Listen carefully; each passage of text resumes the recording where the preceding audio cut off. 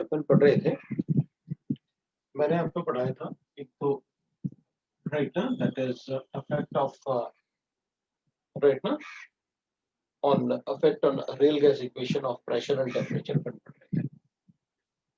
सो आप उसे एप्लीकेशन भी कह सकते हैं कि भाई पहले अपन ने पढ़ा था दैट इज अगर लो प्रेशर होगा तो क्या होगा, है ना। एक पॉइंट अपन ये अपन प्रीवियस क्लास में डिस्कस कर चुके हैं। लो प्रेशर, अगर लो प्रेशर होगा तो क्या होगा, अपन ने कहा था अगर लो प्रेशर होगा, प्रेशर लो होगा तो पार्टिकल्स विल बी अपार्ट,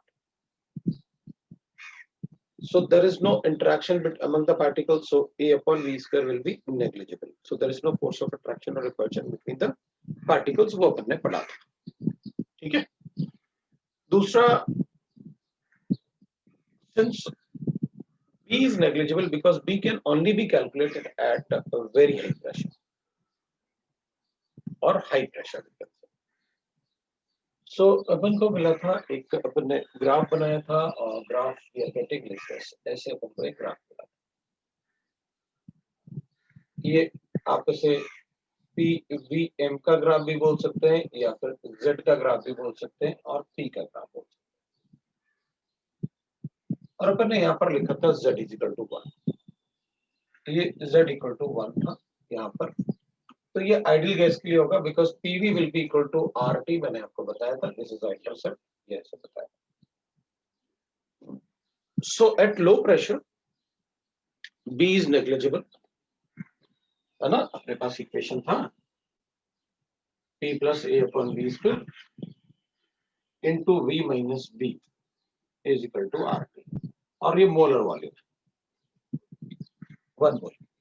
तो मैंने लिखा था at low pressure the particles are apart, तो उनमें कोई फोर्स ऑफ अट्रैक्शन और रिपल्शन नहीं होगा, so this is 0 and this is negligible. Negligible होगा तो अपन को क्या मिलेगा, ये P Vm is equal to RT, that is P is equal to RT लिख सकते हैं। So P Vm is equal to RT और Z equal to 1, ये अपन को मिलेगा। अपन ने कहा था भाई मॉडरेट प्रेशर, अगर मॉडरेट प्रेशर है, मॉडरेट प्रेशर होगा तो पार्टिकल्स थोड़ा सा पता प्रेशर बढ़ा है पास है तो there is force of attraction among them, but B is negligible because it can only calculated at very high pressure। तो अपन ने कहा था इसको नेग्लेक्ट कर लेता है, but this value will be there. तो अपन को मिल गया था भाई P प्लस, है ना, P Vm, क्योंकि ये अपन को मिलेगा P A upon V m square into Vm is equal to RT, ये इक्वेशन बन जाएगा when the pressure is moderate. इसको मल्टीप्लाई कर लेते हैं तो वी गेट दैट PVm, है ना, इज इक्वल टू RT, और इसको उधर लेके जाएंगे, एक V कैंसिल होगा तो minus A upon Vm square, V आ गया, ये बन गया। इसको हमने y equal to mx plus c से कोरिलेट किया था, तो अपन को मिला था कि स्लोप नेगेटिव है, स्लोप इज नेगेटिव, सो हमने कहा इस ग्राफ को ऐसे बनना चाहिए, मतलब at moderate pressure what we get is that is PVm will be equal to that is RT minus A upon, ये मिलेगा भाई, दिस इज मोलर वॉल्यूम। सो इसको हमने RT से दोनों तरफ डिवाइड किया था तो we get that Z is less than 1, और Z इज लेस देन 1 का मतलब है कि अट्रैक्टिव फोर्सेस, क्योंकि यहाँ पर B तो कैलकुलेट नहीं कर पाए हम, यहाँ फोर्स ऑफ अट्रैक्शन था, यहाँ फोर्स ऑफ अट्रैक्शन था, तो attractive forces dominate then the repulsive forces, therefore we can say attractive forces are greater than repulsive forces greater than repulsive forces। और अगर अट्रैक्टिव फोर्सेस ज्यादा होंगे रिपल्सिव फोर्सेस, तो अगर पार्टिकल के बीच में अट्रैक्शन ज्यादा होगा तो उन गैस को इजीली लिक्विफाई कर सकते हैं, so the gas can be easily liquefied, the gas can be easily liquefied, ठीक है ना। ये अपन ने लास्ट टाइम पढ़ा था। तो अपन को स्लोप नेगेटिव मिल गया। स्लोप नेगेटिव का मतलब है z का वैल्यू लेस देन 1 है, तो z का वैल्यू लेस देन 1 अपन ने बनाया। इसका मतलब है जैसे जैसे प्रेशर बढ़ेगा z का वैल्यू लेस देन 1 होगा। अब अपन को आगे पढ़ना था, दैट इज कि अगर मान लो मेरे पास थर्ड पॉइंट पढ़ना था अपन को कि भाई अगर हाई प्रेशर है तो क्या करें, अगर प्रेशर हाई होगा तो क्या करें। तो अपन चेक करते हैं एक बार कि भाई हाई प्रेशर पे क्या होना चाहिए। ठीक है, अब हाई प्रेशर होगा तो particles will be very close to each other, particles will be very close to each other. So the gas particle will be very close to each other. The gas particles are very close to each other. To each other. So these gas particles are very close to each other. ठीक है ना, अगर high pressure होगा तो particle बहुत पास होंगे। Now B's can be calculated, we know that. B will be calculated at high pressure, मतलब B तो होगा। But there is high repulsion among the molecules. Repulsion among molecules. Among the molecules.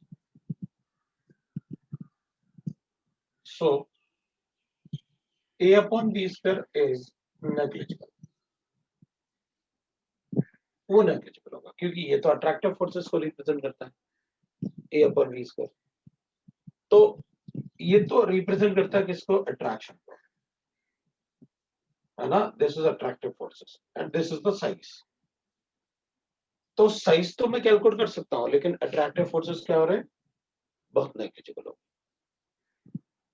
अब मैं आपको ये समझाता हूँ कि वो अट्रैक्टिव फोर्सेस आप बोल कैसे रहे हो। तो अपन क्या करेंगे, अपन कहेंगे कि देखो भाई मेरे पास दो पार्टिकल्स होंगे। पहले अपन ने एक बात और है, अपन को अच्छे से पता है कि देखो जब आप किसी दो पार्टिकल इंडिपेंडेंट, अगर कोई दो गैस मॉलिक्यूल है जो आपस में एक दूसरे से इंडिपेंडेंट है, तो उनकी एनर्जी अपन जीरो बोलते हैं, potential energy that is zero. और उनके बीच में डिस्टेंस, ऐसे ये ग्राफ अपन ने पढ़ा हुआ है। जब अपन ने केमिकल बॉन्डिंग शुरू किया था तो मैंने ऐसा एक ग्राफ आपको बताया था। मैं आपको क्या करूंगा, मैं बताऊंगा, अब आपको कैसे समझना है वो बता रहा हूँ। ये प्रेशर वाला काम आपको कैसे समझना है वो बता रहा हूँ। जब आइडियल गैस होते हैं तो पार्टिकल बहुत दूर होते हैं, उनके बीच में ना तो कोई अट्रैक्शन होता है ना कोई रिपल्शन होता है। और ऐसे गैसेस जिनमें गैसेस पार्टिकल्स में ना कोई अट्रैक्शन होगा ना कोई रिपल्शन होगा, उनको कहते हैं अपन आइडियल गैसेस। अगर इनमें कोई अट्रैक्शन और रिपल्शन नहीं होगा तो उनको लिक्विफाई नहीं किया जा सकता। इसका मतलब है आइडियल गैसेस को लिक्विफाई नहीं किया जा सकता।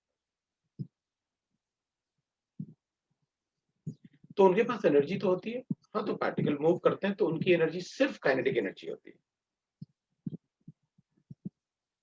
इसलिए अपने मैक्सवेल डिस्ट्रीब्यूशन कर्व में जो भी बात की है वो सिर्फ काइनेटिक एनर्जी की बात की है, हमने वहां पर कोई अट्रैक्शन और रिपल्शन की बात नहीं की। सो आइडियल गैसेस में जो एनर्जी ऑफ द पार्टिकल्स है that is only due to the kinetic energy.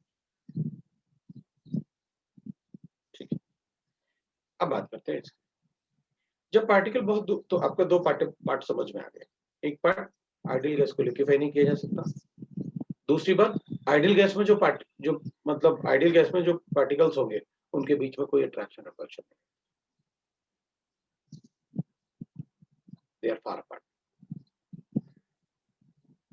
ठीक है, अब अपन कहेंगे कि जो पार्टिकल्स हैं अपने पास, इन पार्टिकल्स को अगर अपन प्रेशर को, क्योंकि अपन प्रेशर बढ़ाने वाले हैं ना, मैंने लो प्रेशर से मॉडरेट प्रेशर पर हाई प्रेशर किया, तो जब आप प्रेशर को लो प्रेशर पे तो आइडियल गैस था, जब इसको बढ़ाओगे तो ये पार्टिकल एक पॉइंट पे आके, जब वो पास आएंगे तो एक पॉइंट पे आके वहां अट्रैक्शन शुरू होगा। पहले क्या शुरू होगा, अट्रैक्शन शुरू होगा। उसके बाद अपन फिर इनको पास लेके आएंगे, तो अट्रैक्शन बढ़ता जाएगा बढ़ता जाएगा बढ़ता जाएगा बढ़ता जाएगा, एक पॉइंट आएगा जब अट्रैक्शन मैक्सिमम हो जाएगा। अब इससे ज्यादा पास लेके जाओगे तो इसमें रिपल्शन शुरू होगा, तो रिपल्शन बढ़ेगा और अट्रैक्शन अब कम होना शुरू हो जाएगा। रिपल्शन बढ़ रहा है और अट्रैक्शन कम होता जा रहा है, और एक पॉइंट आके रिपल्शन और अट्रैक्शन ऑलमोस्ट बराबर भी हो जाएंगे। उसके बाद रिपल्शन डोमिनेट करना शुरू कर देगा, मतलब बढ़ना शुरू कर देगा, और अट्रैक्शन कम होना शुरू हो जाएगा, और एक पॉइंट पे आके रिपल्शन ही मैक्सिमम होगा। तो अपन कहेंगे ये ग्राफ तो आपने पहले बता रखा है, अगर किसी दो पार्टिकल को पास लेके आओगे तो उनमें एक पॉइंट पे आके अट्रैक्शन शुरू होता है, मतलब यहां अट्रैक्शन शुरू हुआ जब इन दोनों पार्टिकल को पास लेके आऊंगा, अट्रैक्शन बढ़ता गया बढ़ता गया बढ़ता गया, तो यहाँ मैक्सिमम अट्रैक्शन है, मतलब ये डिस्टेंस ऑफ क्लोजेस्ट अप्रोच था दो मॉलिक्यूल का, लेकिन यहाँ पर हम बॉन्ड बना रहे थे। तो अपन गैसियस स्टेट में रहने के लिए अपन कहेंगे this is the distance of closest approach, मतलब ये वो डिस्टेंस है जब तीन पार्टिकल आपस में ऐसे थे और उसमें से मैंने एक पार्टिकल को हटा दिया था, तो ये वो distance, this is the distance of closest approach. इस टाइम पे मैं बी को तो कैलकुलेट कर पाऊंगा क्योंकि इसका पार्ट एक्सक्लूडेड वॉल्यूम, इसका एक्सक्लूडेड वॉल्यूम कैलकुलेट कर लूंगा, लेकिन इसमें रिपल्सिव फोर्सेस डोमिनेट करेंगे। और इसके बाद अगर आप प्रेशर, इसके बाद भी अगर आप प्रेशर बढ़ाओगे, पार्टिकल को पास लेके आओगे, तो पार्टिकल दूर जाएंगे, पास नहीं है, या फिर एनर्जी जीरो हो जाएगी। जैसे मैंने कहा इधर इज रिपल्सिव और अट्रैक्टिव फोर्सेस मतलब इक्वल हो गए, और उसके बाद रिपल्सिव फोर्सेस डोमिनेट करने लगे अट्रैक्टिव फोर्सेस से, जब पार्टिकल बहुत पास आएंगे। तो अपन कहेंगे भाई देखो यहां पर जो था पार्टिकल, यहां तक तो कोई अट्रैक्शन रिपल्शन नहीं हुआ, उसके बाद अट्रैक्शन शुरू होता रहा, तो एनर्जी कम होती रही, एनर्जी कम होती रही, एनर्जी कम होती रही, ये मिनिमा आ गया, ये इधर आ गया। अब अपन ने कहा इसके बाद भी अगर आप इसको पास लेके आओगे तो इसमें रिपल्शन बढ़ेगा, मतलब एनर्जी बढ़ना शुरू होगी और अट्रैक्शन कम होना शुरू होगी। एक पॉइंट आया जब उनकी पार्टिकल की एनर्जी, रिपल्सिव और अट्रैक्टिव एनर्जी इक्वल हो गया, तो ये वाला point। उसके बाद भी अगर पास लेके जाओगे तो फिर पोटेंशियल एनर्जी, रिपल्सिव फोर्सेस बहुत ज्यादा डोमिनेट करेंगे। So at high pressure the conditions are like this, either repulsive forces will be dominating, तो वहां अट्रैक्शन बहुत कम होगा। अगर अट्रैक्शन बहुत कम होगा तो ऑब्वियस सी बात है, अपन क्या कहेंगे, मेरे ख्याल से अपन को समझ में आ गया मैं क्या क्या अज्यूम करना है। तो अपन कहेंगे अगर ये a upon B M square neglect हो गया और b को हम कैलकुलेट कर सकते हैं, तो विल से दैट ठीक है भाई, फिर तो equation will behave as like this. So p plus, ये तो नेग्लेक्ट कर दिया मैंने, तो ये तो अट्रैक्शन तो जीरो हो गया, तो लिखेंगे p into B minus B is equal to R, ये मोलर वॉल्यूम है, वी नो दैट। तो ठीक है, विल राइट दैट। अगर अपन इक्वेशन को ऐसे लिखेंगे तो अब मैं इसको हटा देता हूं, है ना, और अपन कहेंगे फिर इस केस में मैं इसको ऐसे लिख सकता हूं, pvm minus pb will be equal to rt, so I will write pvm will be equal to, है ना, rt plus pv। मैं इस इक्वेशन में मेरे पास pvm है और pv है, मैं इसको y equal to c plus M X straight line के फॉर्मूले में कन्वर्ट कर लूंगा। अगर आप इसको स्ट्रेट लाइन के फॉर्मूले से एक्सप्लेन करोगे तो आप क्या करोगे, आरटी तो कांस्टेंट होता है, आरटी तो कांस्टेंट होता है, अगर आप प्रेशर बढ़ाओगे तो ये वैल्यू बढ़ेगी, ये वैल्यू बढ़ेगी तो ये सम बढ़ेगा, अगर ये सम बढ़ेगा तो पीवी बढ़ेगा, तो ये तो कांस्टेंट था ही, कोई भी नंबर अज्यूम कर लो।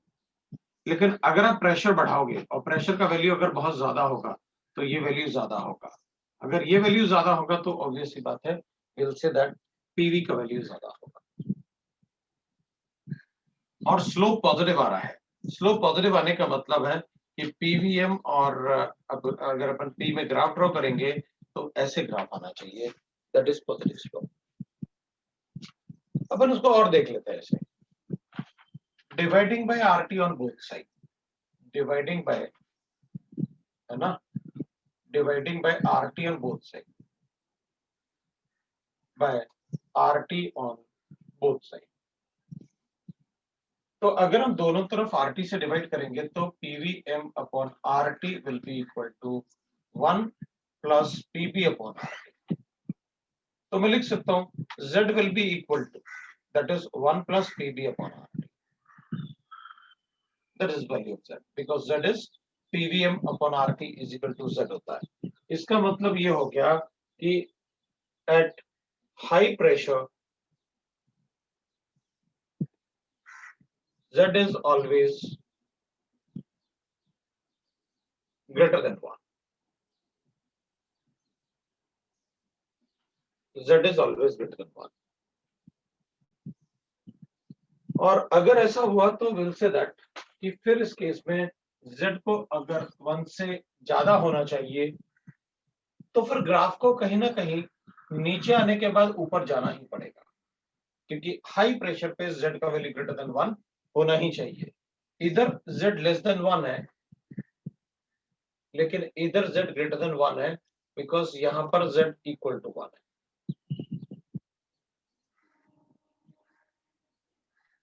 सो अपन इसको लिख सकते हैं दैट इज कि अगर ऐसा हुआ Z ग्रेटर देन 1 है तो वो तभी पॉसिबल होगा when the repulsive forces are dominating. So at high pressure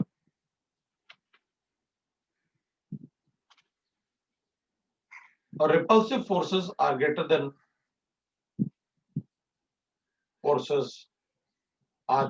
attractive forces.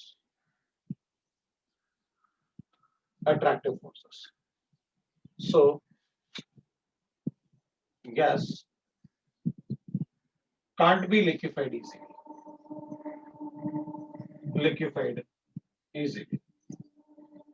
Upon gas को लिक्विफाई नहीं कर सकते हैं इजीली अगर Z का वैल्यू ग्रेटर देन 1 है। तो सभी गैसेस के लिए व्हाट विल हैपन, जैसे जैसे आप प्रेशर को बढ़ाओगे तो अपन बता सकते हैं जैसे जैसे आप प्रेशर को बढ़ाओगे सभी गैसेस के लिए पहले Z का वैल्यू डिक्रीज होगा उसके बाद इंक्रीज होगा, तो वहां पर एक मिनिमा भी आता होगा,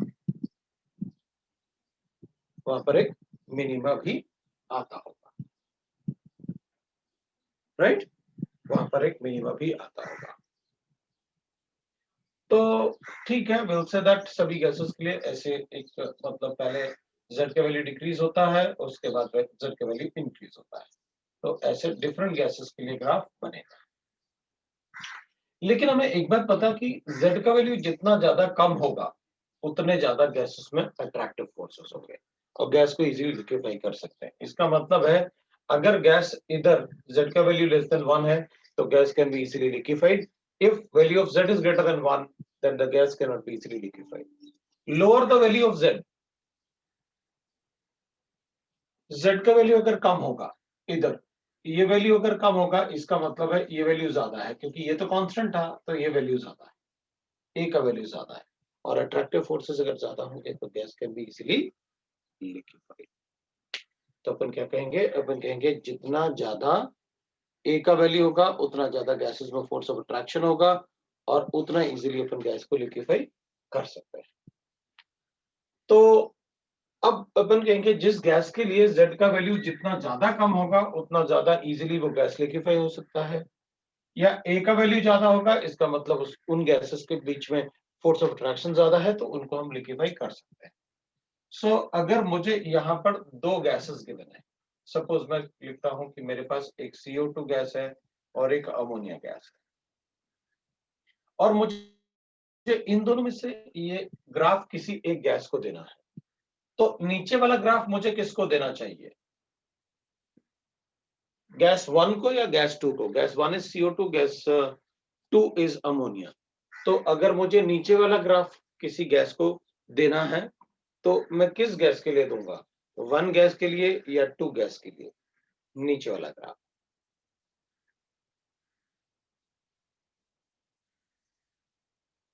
किसके लिए देना चाहिए?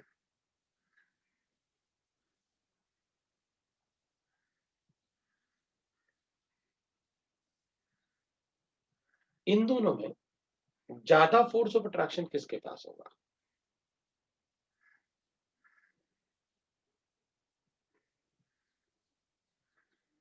अरे सब सो गए क्या?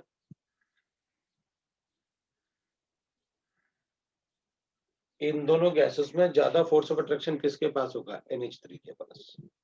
और NH3 के पास क्यों होगा? बिकॉज उसमें हाइड्रोजन बॉन्डिंग है। अगर NH3 के पास ज्यादा फोर्स ऑफ अट्रैक्शन होगा तो उसका A का वैल्यू ज्यादा होगा। अगर A का वैल्यू ज्यादा होगा तो ऑब्वियसली बात है Z का वैल्यू कम होगा उसका। इसका मतलब है कि Z का वैल्यू अमोनिया के लिए ज्यादा कम होगा एज कंपेयर टू CO2 के। इसका फोर्स ऑफ अट्रैक्शन ज्यादा है, उसके लिए Z का वैल्यू कम, और वही गैस इजीली लिक्विफाई हो जाएगा। सो अपन ग्राफ देख के बता सकते हैं कि जिस गैस के लिए आप Z का वैल्यू, जो ग्राफ जितना ज्यादा नीचे आएगा, जिसका मिनिमम जितना ज्यादा नीचे आएगा, वो गैस में उतना ही ज्यादा फोर्स ऑफ अट्रैक्शन रहा होगा, वो गैस उतना इजीली ही लिक्विफाई भी हो जाएगा। तो ये फोर्स ऑफ अट्रैक्शन ही तो था, ये लिखा तो था अपने पास एक वाला वैल्यू, Z का वैल्यू मैं पूछ रहा था। अब दोनों तरफ RT से डिवाइड करोगे तो लिखा था ना अपन लास्ट टाइम इक्वेशन, ऐसे दोनों तरफ RT से डिवाइड करके कि भाई PV अपॉन RT ना, Z is equal to RT minus E upon RT, ये 1 माइनस RT से डिवाइड किया दोनों तरफ, तो लिखा था ना लास्ट टाइम अपन। तो अगर मुझे देना है तो मैं इसको, ये अमोनिया का ग्राफ हो जाएगा और ये CO2 का ग्राफ हो जाएगा। तो अपन ऐसे बता सकते हैं कि ये अमोनिया का ग्राफ है और वो CO2 का ग्राफ है, और रीजन क्या है वो आपको पता है, बहुत बहुत रीजन, राइट। अब अपन, ठीक है भाई, अपने पास एक ग्राफ बन गया ऐसे, बट द ग्राफ फॉर जो हाइड्रोजन और हीलियम होते हैं उनके लिए तो ग्राफ हमेशा, राइट ना, अगर हम हाइड्रोजन और हीलियम का ग्राफ चेक करेंगे तो उनके लिए 273 केल्विन पे अपन ये ग्राफ जो डिस्कस कर रहे हैं वो टेम्परेचर, मैंने आपको लास्ट टाइम भी कहा था टेम्परेचर इज कांस्टेंट, सो आप टेम्परेचर, इसमें ग्राफ किस टेम्परेचर पे दे रहे हो वो अपन को लिखना चाहिए। तो अपन क्या करेंगे, अपन लिखेंगे भाई इसमें ना हाइड्रोजन और हीलियम के लिए Z का value is always greater than 1 at 273 Kelvin, right. तो उनके लिए इसलिए बिकॉज उनका साइज बहुत छोटा होता है, उनका साइज बहुत छोटा है, तो थोड़ा सा भी अगर आप प्रेशर बढ़ाओगे तो वो पार्टिकल काफी पास आ जाते हैं, तो उनमें हमेशा रिपल्सिव फोर्सेस डोमिनेट करता है। तो अपन लिख देंगे भाई फिर वो for hydrogen and helium, for hydrogen and helium the value of Z is greater than 1 always at temperature 273 Kelvin. So Z will be equal to 1 plus, that is PV upon R. यही follow करेंगे because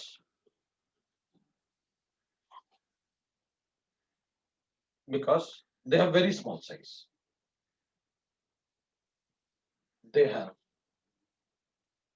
very small size, उनका size जो होता है वो बहुत छोटा होता है, very small size.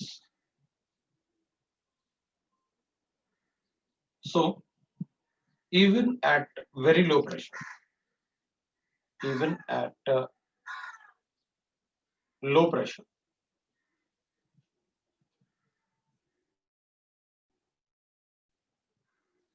the repulsive forces dominate in them. The repulsive forces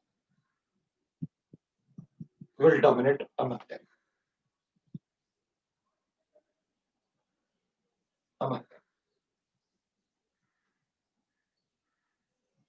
उनमें ना रिपल्सिव फोर्सेस डोमिनेट करेंगे,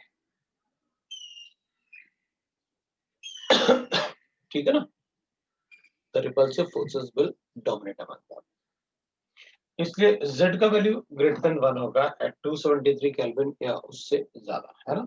सो टेम्परेचर ग्रेटर देन और इक्वल टू लिख सकते हैं, ऐसे भी कर सकते हैं, आप भी कर देना उसको, ग्रेटर देन और इक्वल टू, उस पे भी होता है, इक्वल तो लिखा आपने, कोई प्रॉब्लम नहीं, उससे ज्यादा होता है तब भी होता है। अब ये था, तो अपन ने चेक कर लिया कि भाई लो प्रेशर पे क्या होगा, मॉडरेट प्रेशर पे क्या होगा, हाई प्रेशर पे क्या होगा, वो देख लिया। इन दोनों को छोड़ के सभी गैसेस के लिए जो ग्राफ होगा पहले वो नीचे आएगा, एक मिनिमा आएगा, उसके बाद मैक्सिमा जाएगा। और ये अपन को रिप्रेजेंट ऐसे करेगा, देखो लो pressure the gas is ideal, जैसे जैसे आप प्रेशर को बढ़ा रहे हो वैसे वैसे उनमें अट्रैक्शन बढ़ता जा रहा है, अट्रैक्शन बढ़ता जा रहा है, बढ़ता जा रहा है, बढ़ता जा रहा है, एक पॉइंट पे आके मैक्सिमम अट्रैक्शन है। अब अगर उसके बाद और पास लेके आए तो फिर अट्रैक्शन कम होता जाएगा और रिपल्शन बढ़ता जाएगा, अट्रैक्शन कम होता जाएगा और रिपल्शन बढ़ता जाएगा। एक पॉइंट आएगा जब उसमें रिपल्शन और अट्रैक्शन एक जैसा हो जाएगा, तो वो ये पॉइंट आ गया। उसके बाद क्या होगा, अट्रैक्टिव फोर्सेस ज्यादा होंगे और रिपल्सिव फोर्सेस कम होंगे। रिपल्सिव फोर्सेस ज्यादा होंगे because pressure is high, so repulsive forces ज्यादा होंगे और अट्रैक्टिव फोर्सेस कम होंगे। Z is greater than 1, तो अपन यहाँ पर बोल सकते हैं कि Z is less than 1, attraction greater than repulsion.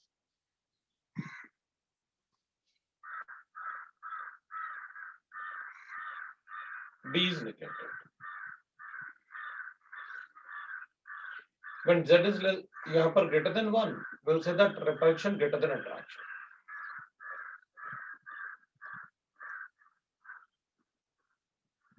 A upon V square is neglected. इधर जो ग्राफ है ना, इसमें तुमको पता है, then A upon V square is neglected. B can be calculated at high pressure. ठीक है, ठीक है, तो आपको ग्राफ में भी सब समझ में आ गया, जो मैंने ऐसे मार्कर लेके समझाया था ना, वही ग्राफ बना हुआ। अब अगर अपन बात करते हैं सपोज टेम्परेचर, अब अपन टेम्परेचर की बात,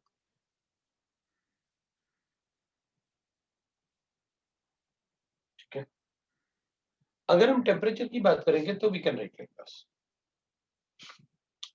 अभी देखो, हमको एक बात पता है कि अगर हम, वैसे तो हमको टेम्परेचर कांस्टेंट रखना है in a equation of state, van der Waals equation of state, we know that temperature will be constant in a van der Waals equation of state, ठीक है। सो अपन क्या करेंगे, वी नो दैट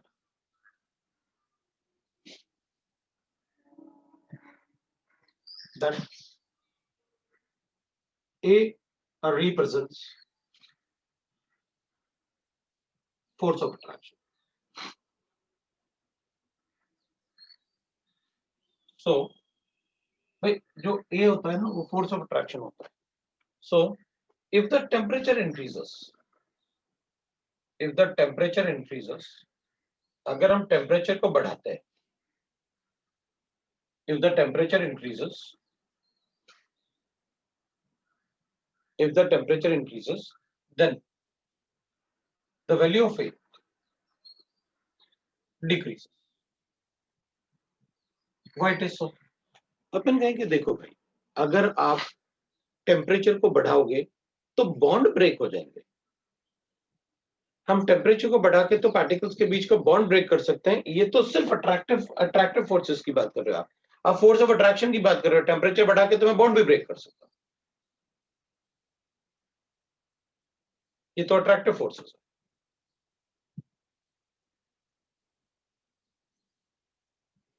तो अपन कहेंगे ठीक है भाई, इसका मतलब ये हुआ कि टेम्परेचर बढ़ाने से ए का वैल्यू कम होता है।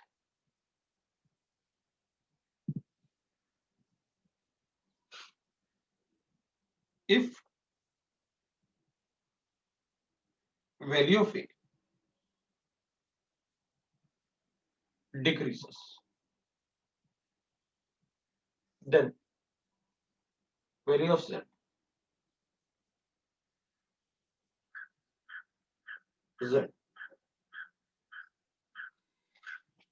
अगर मैं इस इक्वेशन को देखूंगा जिसमें अपन ने ऐसे लिखा हुआ वैल्यू ऑफ Z, वहां पर टेम्परेचर था। देखो अब इसमें तो अपन कहेंगे भाई टेम्परेचर बढ़ाएंगे अगर, तो ये वैल्यू जो क्या होगी, ये तो वैल्यू छोटी होगी, ये छोटी होगी तो Z का वैल्यू फिर भी ग्रेटर देन 1 तो रहेगा ही, क्योंकि आप कितना भी बढ़ाओगे प्लस तो करना है ना अपन को। लेकिन अपन को एक बात पता है कि अगर मेरे पास ये गिवन था, जैसे z इज इक्वल टू, क्योंकि उसमें पर इसमें a नहीं था ना, 1 minus a upon R T भी। अगर मैं टेम्परेचर बढ़ाऊंगा तो ये वैल्यू कम होगी। ये वैल्यू कम होने का मतलब है z का वैल्यू बढ़ना, क्योंकि यहाँ पर ये वैल्यू आप इसको बोल सकते हो टेम्परेचर बढ़ाएंगे तो a का वैल्यू कम होगा। अगर a का वैल्यू कम होगा ये वैल्यू, तो 1 माइनस ये वैल्यू जो z का वैल्यू है वो बढ़ेगा। अगर a का वैल्यू कम होगा तो z का वैल्यू बढ़ेगा। So value of z increases. अगर z का वैल्यू इंक्रीज होगा तो इसका मतलब है कि टेम्परेचर बढ़ाने से, अगर मान लो किसी एक गैस के लिए बात करते हैं, मान लो मैं अमोनिया की बात कर रहा हूं, तो टेम्परेचर बढ़ाने से ये z का वैल्यू बढ़ेगा, इसका मतलब है कि ग्राफ बढ़ेगा फिर तो। अब मैं ना इस पार्ट को हटा लेता हूं, इस पार्ट की अपन को जरूरत नहीं, अपन को ग्राफ, ये सारा पार्ट उसमें लिखा हुआ है, अपन को पता है, राइट ना। इधर z का वैल्यू लेस देन 1 है, तो अपन को पता है z का वैल्यू लेस देन 1 होगा, इसका मतलब है z is equal to 1 minus a upon R T. z का वैल्यू ग्रेटर देन 1 है, इसका मतलब है z is equal to 1 plus TB upon R T. ये अपन को सब कुछ पता है। तो मैं इस पार्ट को हटा दूं, क्योंकि अब मुझे इसका एक्सप्लेनेशन चाहिए,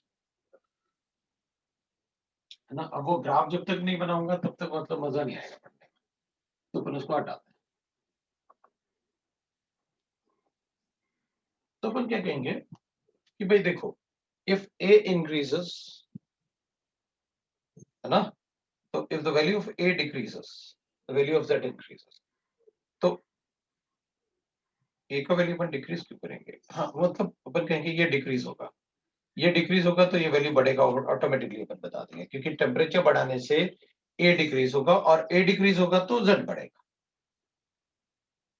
ठीक। और टेम्परेचर बढ़ा के अपन को पता है कि भाई अगर दो पार्टिकल के बीच में अट्रैक्शन है, अगर टेम्परेचर बढ़ाएंगे तो अगर इनके बीच में बॉन्ड भी होता तो भी ब्रेक हो जाता है। ये तो अट्रैक्शन है, टेम्परेचर बढ़ाने से अट्रैक्शन कम होगा।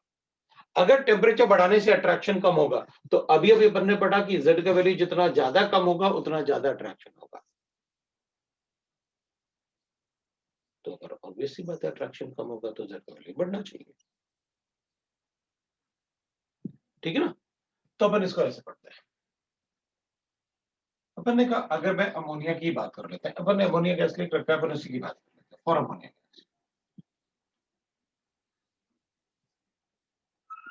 अमोनिया गैस के लिए मैंने z वर्सेस p का ग्राफ लिखा, ये z इक्वल टू 1 ले लिया अपन, p का ग्राफ ले लिया अपन। अब अपन ने क्या कहा, अपन ने कहा कि देखो भाई, ठीक है ना, इसमें कि ये अमोनिया का ग्राफ था जो अपने पास 273 केल्विन पे अपन ने बना रखा था। अब अगर मैं टेम्परेचर को बढ़ाऊंगा तो व्हाट विल हैपन, तो कहेंगे अब देखो भाई, अभी ये इसका z का वैल्यू ये था एट टेम्परेचर T1, अब मैंने टेम्परेचर को बढ़ाया तो अपन कहेंगे z का वैल्यू जो है वो बढ़ेगा, तो आपका मिनिमम का वैल्यू बढ़ेगा। तो इसका मतलब है अब ग्राफ ऐसे होना चाहिए। तो और टेम्परेचर बढ़ाया मैंने तो अपन कहेंगे ठीक है, फिर ग्राफ कुछ ऐसे आ जाएगा, और बढ़ाओगे तो ऐसे भी हो जाएगा। यहाँ पर टेम्परेचर मुझे क्यों बनाया, temperature T1 is less than T2 is less than T3 is less than T4। अगर मैं टेम्परेचर बढ़ाऊंगा तो z का वैल्यू क्या होगा, बढ़ेगा। व्हाई इट इज सो, क्योंकि अट्रैक्टिव फोर्सेस कम होते जा रहे हैं ना, और आपने बताया था कि जितना ज्यादा अट्रैक्टिव फोर्सेस उतना कम z का वैल्यू। ये ग्राफ गिवन है, तो जिस गैस के लिए z का वैल्यू सबसे कम है उनमें फोर्स ऑफ अट्रैक्शन सबसे ज्यादा है, ये तो बताया था। राइट। तो अपन कहेंगे ठीक है भाई, वी गॉट इट, कि मतलब कैसे अपन को बताना है। सो अब इसमें अपन क्या करेंगे भाई, इधर वाला ना T3, जो आपने ये टेम्परेचर T3 लिखा हुआ है, इसमें तो ये गैस इधर से लेके इधर तक आइडियल गैस जैसे बिहेव कर रहा है। भाई कभी तो ऐसा पॉइंट आएगा ना जब ये ग्राफ ऊपर जाते जाते जाते इस लाइन को टच करेगा, तो फिर उसको अपन एक पर्टिकुलर टेम्परेचर बोलते हैं कि the temperature at which the temperature at which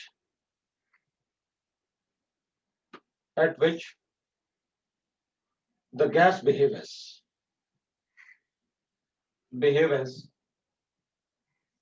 ideal gas for a certain range of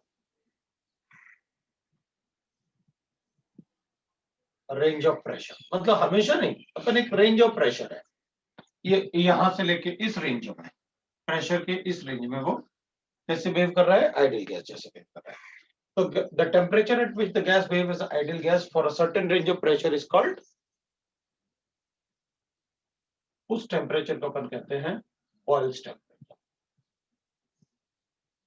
इसको अपन कहते हैं बॉयल्स टेम्परेचर, राइट। तो अपन इसको कहेंगे बॉयल्स टेम्परेचर। और टीबी जो होता है दैट इज इक्वल टू होता है A/RB। ये इसका फॉर्मूला है कैलकुलेट करने का, जो ए और वैल्यू ऑफ ए और वैल्यू ऑफ बी से अपन कैलकुलेट कर सकते हैं, बिकॉज इसमें भी टेम्परेचर था और इस वाले पार्ट में भी टेम्परेचर था, तो ए और बी दोनों ही डिपेंड करते हैं टेम्परेचर पे, तो अपन बता सकते।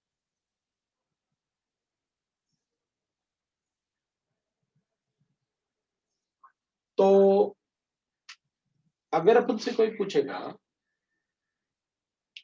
कि अमोनिया के लिए Z का वैल्यू हमेशा लेस देन 1 होगा, तो अपन मना करेंगे।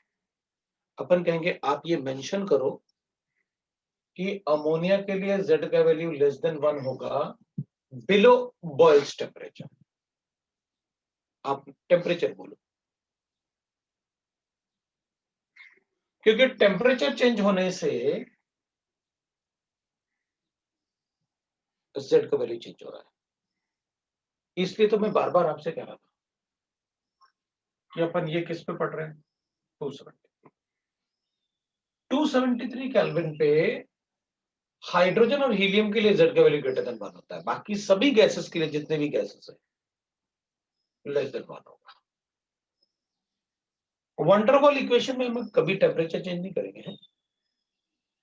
अपन ने टेम्परेचर फैक्टर पढ़ा जरूर है, लेकिन वंडरवॉल इक्वेशन में अपन टेम्परेचर चेंज नहीं करेंगे। तभी तो ए और बी को कांस्टेंट लिखा उसमें, क्योंकि उसको तो हम एक पर्टिकुलर टेम्परेचर पे ही पढ़ सकते हैं, उसमें हम कभी बात नहीं कर सकते कि उसमें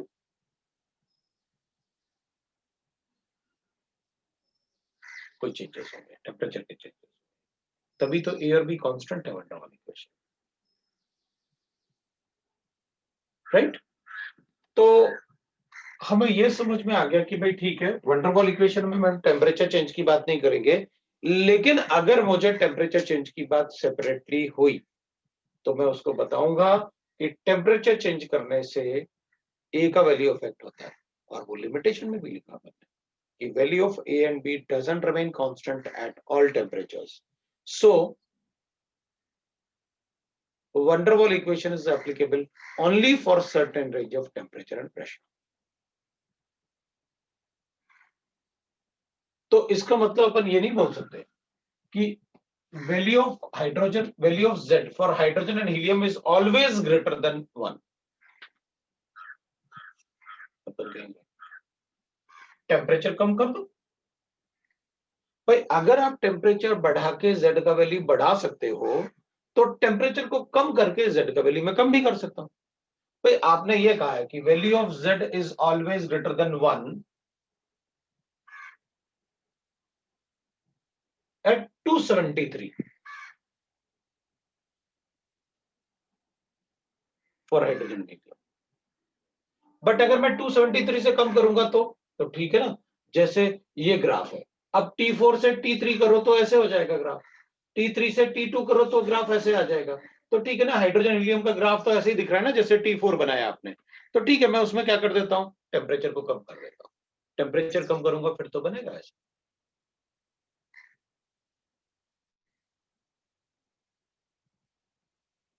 एवरीबॉडी गॉट ये टेम्परेचर, इसका डेरिवेशन बताऊंगा मैं आगे, इसका डेरिवेशन है। ठीक है, तो ये अपना, अब इस पार्ट में कंसेप्चुअल पार्ट ही मेन पार्ट है। इसमें कोई वैसा, जैसे मैंने बता रहा हूं आपको, वही आपको कंसेप्ट पूछेंगे बिल्कुल, उसमें कोई कैलकुलेशन वगैरह नहीं पूछते।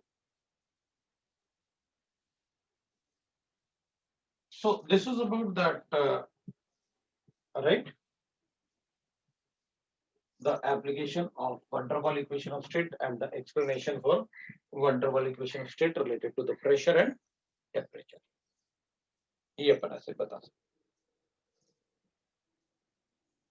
ठीक है। अब अपन चेक करेंगे, that is liquefaction of gases.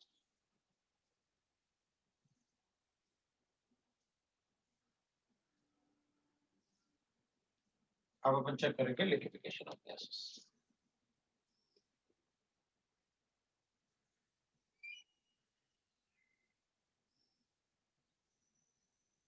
ठीक है, अब अपन चेक करेंगे लिक्विफिकेशन ऑफ गैसेस।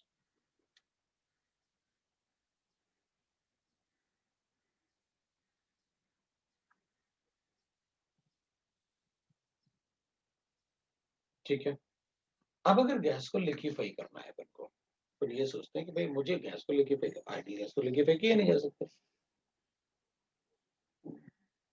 क्योंकि आइडियल गैसेस में तो फोर्स ऑफ अट्रैक्शन होता ही नहीं। तो अपन कहेंगे भाई अगर लिक्विफिकेशन करना है तो फोर्स ऑफ अट्रैक्शन बनाओ।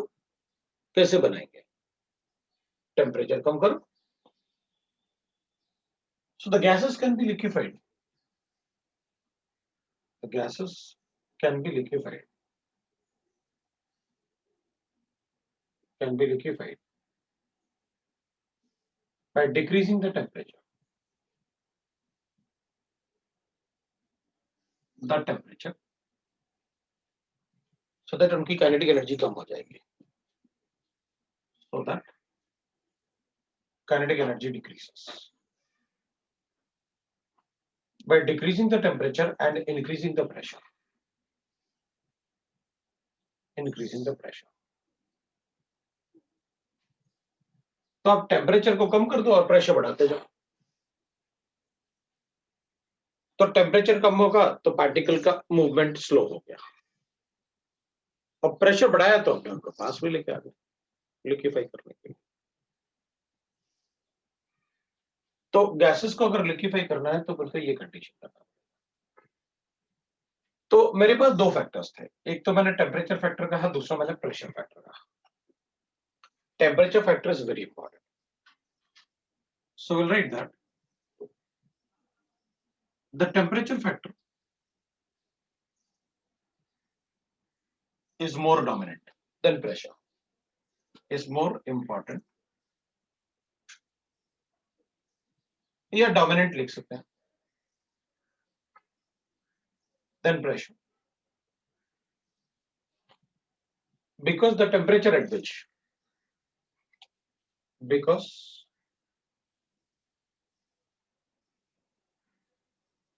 the temperature at gas, temperature at which gas cannot be liquefied,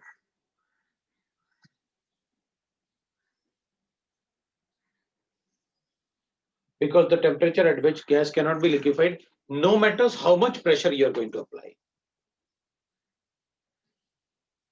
So the temperature at which gas cannot be liquefied, no matters how much pressure is applied. How much pressure is applied is called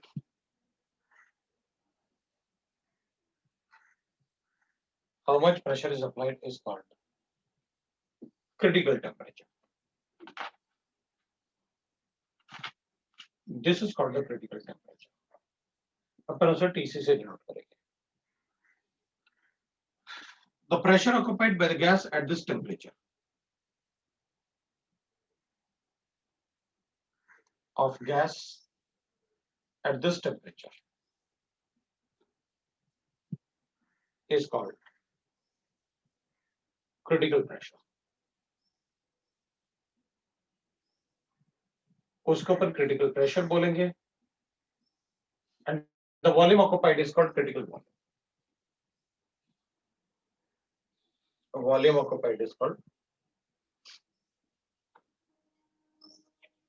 critical volume. Is called critical volume.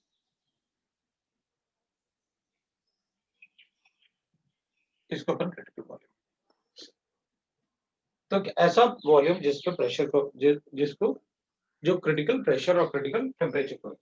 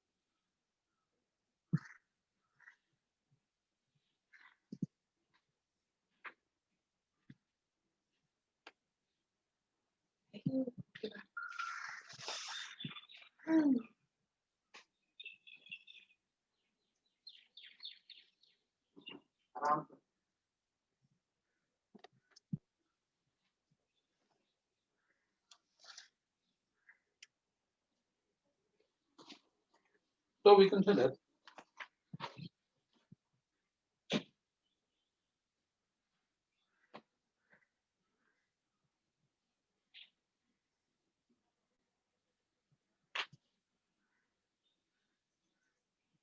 तो critical volume अब ना इनका जो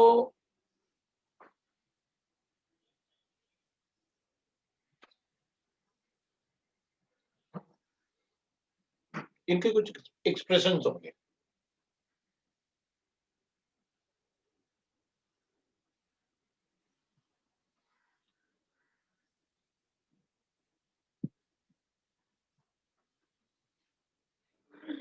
critical temperature का expression ये होता है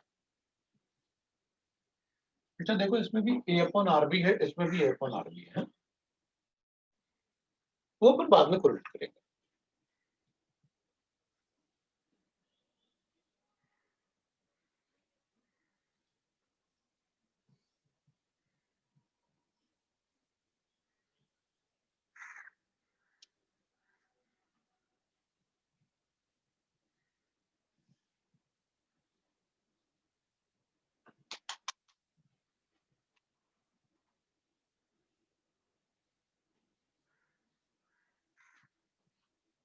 अच्छा इनके डेरिवेशन भी करेंगे अपन है ना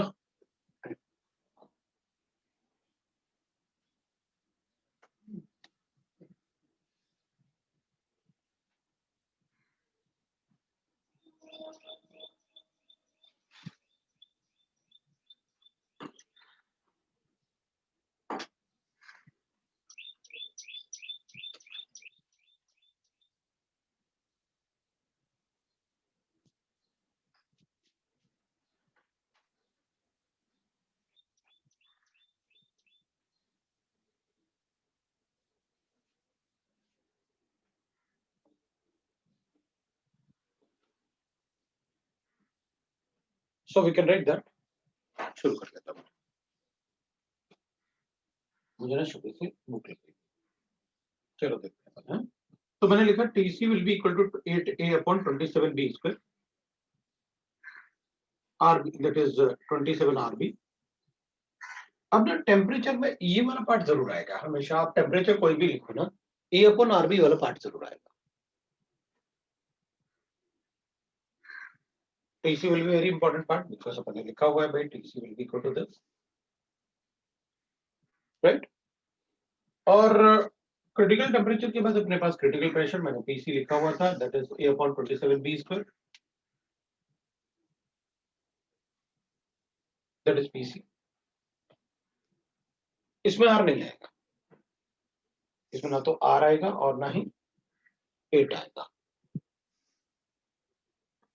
और VC will be equal to 3B। अच्छा, B का वैल्यू अपन को पहले से पता है, B क्या होता है, B is equal to, you know that is this, कि B का वैल्यू अपने को पता है क्या होता है, 4 × 4/3 πr³ इंटू Na।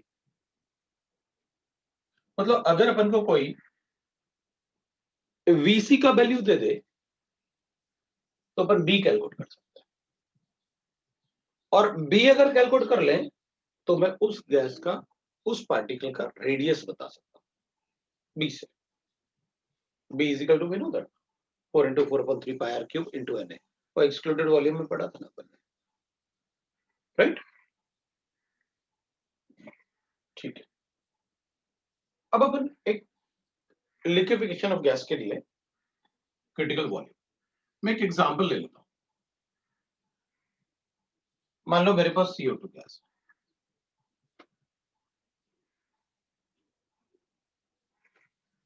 मेरे पास CO2 गैस है, तो CO2 गैस के लिए TC इज इक्वल टू होता है 31.1 डिग्री सेंटीग्रेड। ये मैं आपको बता रहा हूं कि इतना होता है।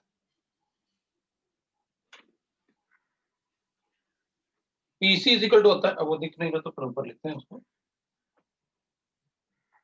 मैं इस पार्ट को हटा लेता हूं क्योंकि ये वाला पार्ट अपने कंप्लीट हो गया।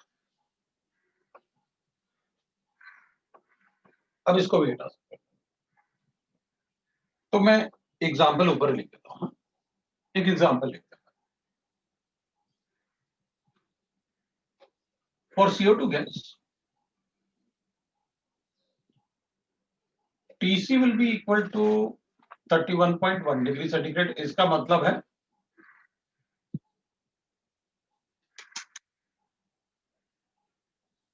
कि 31.1 डिग्री सेंटीग्रेड। अब मुझे ना एक पार्ट छोटा सा चेंज करना था, लिक्विफिकेशन ऑफ गैसेस में। The gases can be liquefied by in decreasing the temperature and increasing the pressure। obviously बात है, काइनेटिक एनर्जी कम कर दो और प्रेशर बढ़ा दो, लिक्विफाई हो जाएगा gas. The temperature factor is more dominant या important than the pressure factor because the temperature at which the gas cannot be liquefied, वो at नहीं था, वो above था।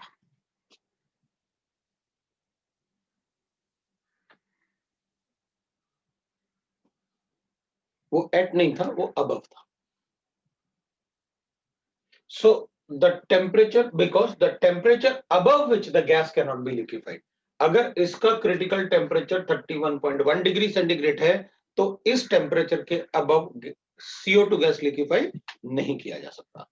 मतलब इतना टेम्परेचर तो आपको रखना ही होगा if you want to liquefy. Liquefy कैसे करेंगे वो बताऊंगा मैं।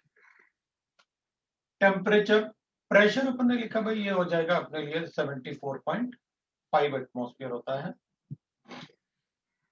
वॉल्यूम अपन कैलकुलेट कर लेंगे, कैसे भाई, जैसे आइडियल गैस के लिए Z इज इक्वल टू होता है PV अपॉन RT, वैसे ही क्रिटिकल कंप्रेसिबिलिटी फैक्टर भी होता है ZC, that is called critical compressibility factor. और ये जो होता है ये होता है PC VC अपॉन RT, ये कंप्रेसिबिलिटी फैक्टर है।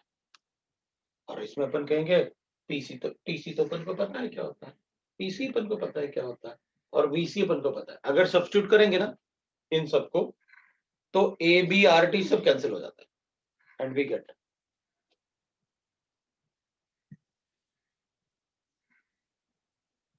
the value of compressibility factor is, जैसे आइडियल गैस के लिए कंप्रेसिबिलिटी फैक्टर, आइडियल गैस के लिए Z का वैल्यू कितना होता है 1, रियल गैस के लिए कंप्रेसिबिलिटी फैक्टर का वैल्यू होता है 3/8, वो कांस्टेंट होता है। मतलब अगर मुझे ये दोनों वैल्यूज गिवन है मुझे पीसी गिवन है, मुझे टीसी गिवन है, आर मुझे पता है, जेड मुझे पता है, तो वीसी में खुद कैलकुलेट कर लूंगा। मतलब किसी गैस के लिए आप ये दोनों वैल्यू दे दो, मैं रेडियस ऑफ CO2 कैलकुलेट करके बता दूंगा। कैसे? इस इक्वेशन से मुझे वीसी मिल जाएगा और वीसी मिलेगा तो मैं जो वीसी से मैं बी कैलकुलेट कर लूंगा और बी से मैं आर कैलकुलेट कर लूंगा। लो भाई, मैं रेडियस कैलकुलेट करके बता सकता हूँ CO2 का।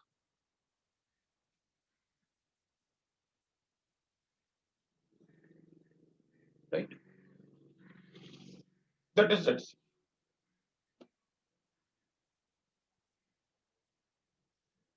So that is about that how the gas can be liquefied. These are the equation but we have to use. वो ये इक्वेशन आपको डायरेक्टली पता होना चाहिए। अब अपन एक बार छोटा सा लिक्विफिकेशन वाले पार्ट को आप लिक्विफाई करके दिखा दो CO2 गैस। तो अपन एक बार ना लिक्विफिकेशन को डिस्कस करते हैं और देखते हैं कि उसमें अपन को कोई नए सेंटेंस या नया कंसेप्ट मिलता है क्या जिससे क्वेश्चन फ्रेम हो सकते हैं। तो अपन कहेंगे ठीक है भाई, उसमें अपन चेक करते हैं। अपन ना लिक्विफिकेशन ऑफ CO2 पढ़ लेते हैं, क्योंकि CO2 के लिए तो आपने वैल्यूज भी बताए मुझे। तो अपन CO2 का ही लिक्विफिकेशन पढ़ लेते हैं और उसमें वैल्यूज वगैरह भी रखते हैं और देखते हैं कि कैसे अपन लिक्विफिकेशन बताएंगे।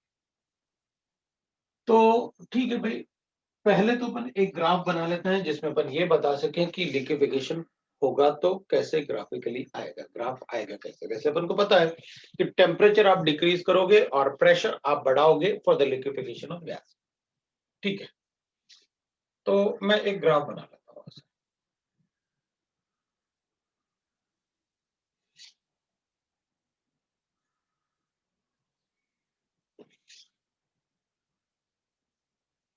प्रेशर वॉल्यूम का ग्राफ बना रहा हूँ, जैसे अपन बॉयल्स लॉ से बनाते हैं। यहाँ पर थोड़ा सा एक्सप्लेनेशन के लिए मैं ग्राफ को ऐसे बना लेता हूँ। ये कोई ग्राफ नहीं है, ये बस एक्सप्लेनेशन के लिए, ताकि ग्राफ थोड़ा अच्छा दिखे उसके लिए मैं ऐसे बना रहा हूँ, उसके लिए। ठीक है ना, तो मैं क्या करूंगा, इसमें ग्राफ ऐसे बना लेता हूँ।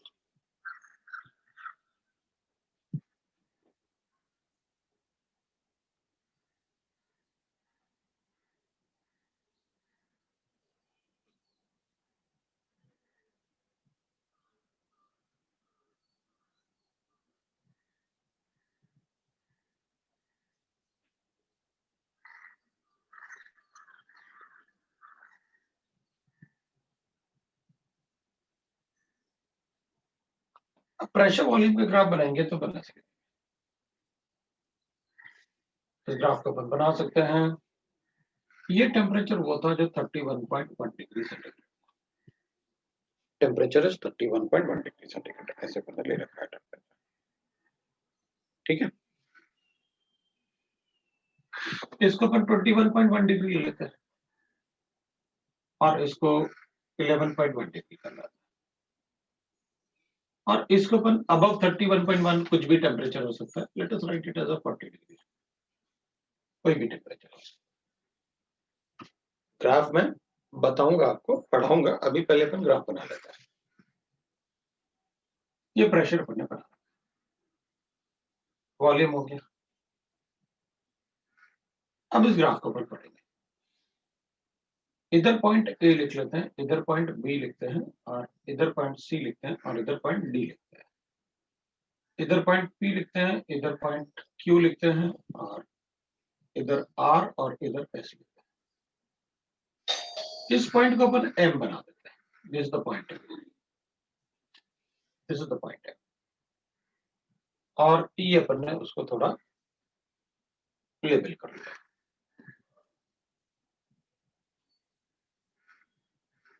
पहले आप ग्राफ बना लो अच्छे से, फिर अपन पढ़ते हैं। इस ग्राफ को मैं ऐसे पढ़ूंगा,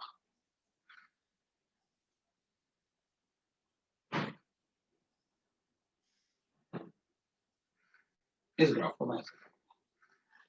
अब ये इसकी मतलब मैंने PQR और ये ABCD लिखा हुआ है। अब किस पार्ट को क्या एक्सप्लेन करेंगे ये मैं आपको बताऊंगा, लेकिन मैंने यहाँ पर एक ऐसा डैश डैश डैश बनाया हुआ है, वो थोड़ा थोड़ा दिख रहा होगा आपको।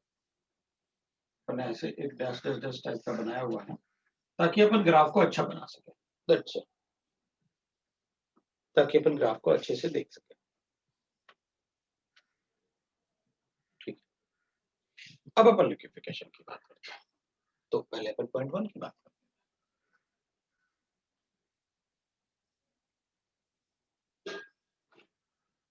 पॉइंट 1 में अपन टेम्परेचर मेंशन करते हैं एट 11.1 डिग्री सेंटीग्रेड। अब पहले मैं आपको समझाता हूँ ये, है ना, ग्राफ, फिर उसके बाद अपन उसको लिखेंगे वर्ड्स में। मैं आपको डिक्टेट कर दूंगा, आप लिख लेना, लेकिन पहले मैं समझा रहा हूँ। यहाँ पर ए और बी का जो ग्राफ है या बी और ए का ग्राफ है, ये मुझे बिल्कुल वैसे ही दिख रहा है जैसे मैं पी और बी का ग्राफ बनाता हूँ, और आप ग्राफ को ऐसे बनाते हैं। ये तो बॉयल्स लॉ में गैस का ग्राफ होता है कि आप वॉल्यूम को डिक्रीज कर रहे हो या वॉल्यूम डिक्रीज होगा तो प्रेशर बढ़ रहा है, वॉल्यूम को डिक्रीज करोगे तो प्रेशर बढ़ेगा। मतलब यहां ए से बी तक तो आप पक्का गैस को रिप्रेजेंट कर रहे हो।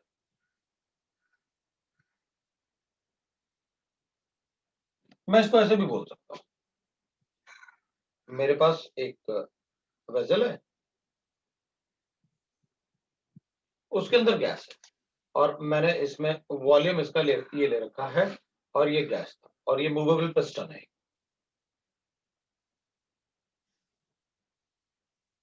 जब मैं इसको कंप्रेस करूंगा, मतलब वॉल्यूम को डिक्रीज करूंगा, तो गैस का प्रेशर बढ़ेगा।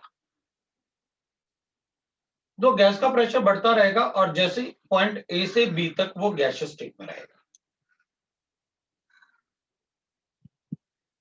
जब इसका प्रेशर बढ़ेगा तो एक टाइम आएगा जब ये पिस्टन यहां से लेके बी तक आ गया, अब इसका प्रेशर बहुत हाई हो गया।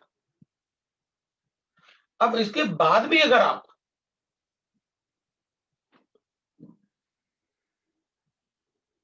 इसको कंप्रेस करोगे, मतलब वॉल्यूम कम करोगे, तो इसमें से गैस लिक्विफाई होना शुरू हो जाएगा। व्हाई इट सो, हमें कैसे पता चला? क्योंकि आप देखो, वॉल्यूम कम करते जा रहे हो, आप वॉल्यूम को कम कर रहे हो, लेकिन प्रेशर नहीं बढ़ रहा। आप वॉल्यूम को कम कर रहे हो, B2C आप वॉल्यूम को कम करते रहे, लेकिन प्रेशर नहीं चेंज हुआ, प्रेशर इतना ही रहा।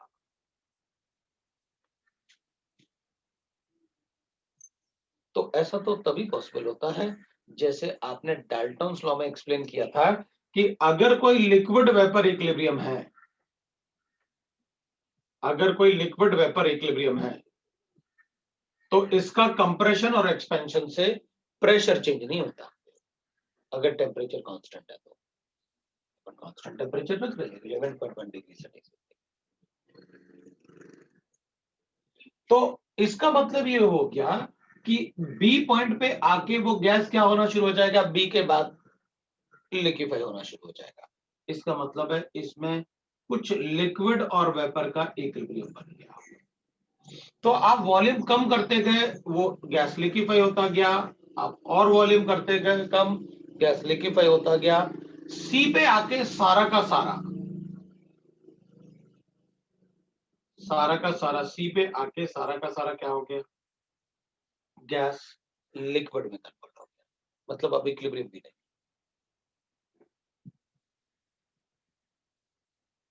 और उसके बाद मैंने बहुत प्रेशर अप्लाई किया, लेकिन वॉल्यूम में चेंज नहीं है।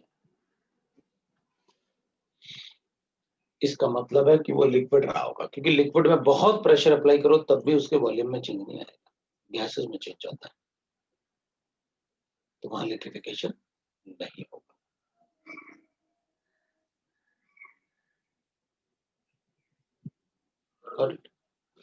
तो अपन क्या करेंगे, अपन कहेंगे अच्छा, ए से बी वाला पार्ट जो है वो गैसियस स्टेट रिप्रेजेंट करेगा, बी से सी वाला part liquid vapour equilibrium represent करेगा,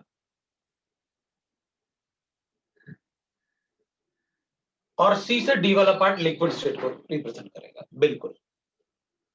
तो ये जो डैश वाला पार्ट मैंने बनाया हुआ ना, इसके इस तरफ वाला पार्ट सारा का सारा गैसियस स्टेट है, इसके अंदर वाला पार्ट जो है वो लिक्विड वेपर इक्विलिब्रियम रिप्रेजेंट करेगा, और इधर वाला पार्ट जो होगा सारा का सारा ये लिक्विड पार्ट को रिप्रेजेंट कर रहा है। ये लिक्विड पार्ट को रिप्रेजेंट करेगा, इधर गैस पार्ट को रिप्रेजेंट करेगा, और ये जो है ये लिक्विड वेपर इक्विलिब्रियम को रिप्रेजेंट करेगा। मतलब इसके इस तरफ इधर जो वाला पार्ट है, that entire part is the gaseous state, इसके अंदर पार्ट वाला पार्ट लिक्विड वेपर इक्विलिब्रियम, और इसके इधर वाला पार्ट जो होगा ये वाला part, this is liquid state, this is the liquid state. अब अपन बात करते हैं, पहले एक बार लिखते हैं अपन और फिर उसके बाद अपन चेक करते हैं। As the volume is decreased, as the volume decreases from A to B,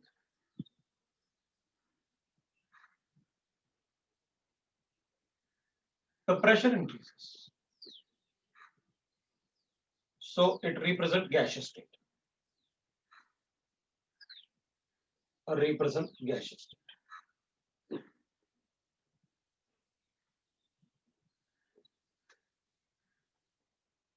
From point B to C,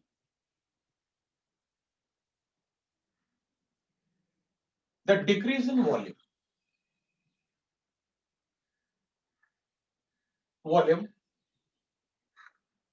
doesn't increase the pressure.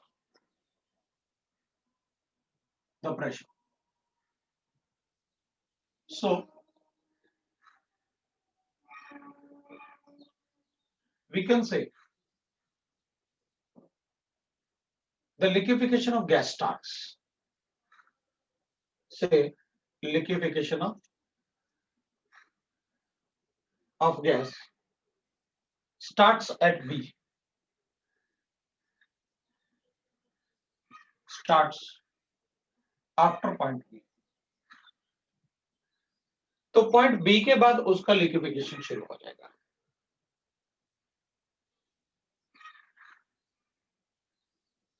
Also, up to point C, the pressure remain constant.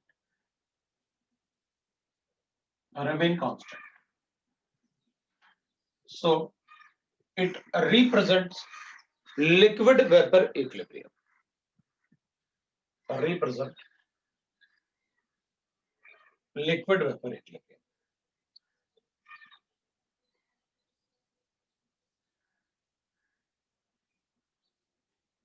Liquid vapor equilibrium.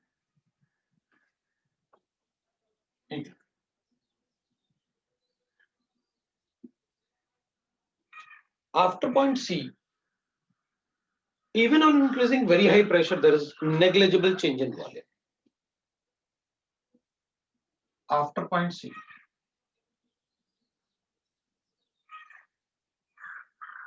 at point C,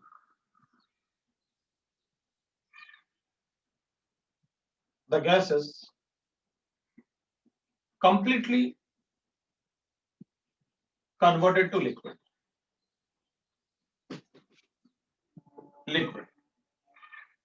So from C to D, there is negligible change in volume.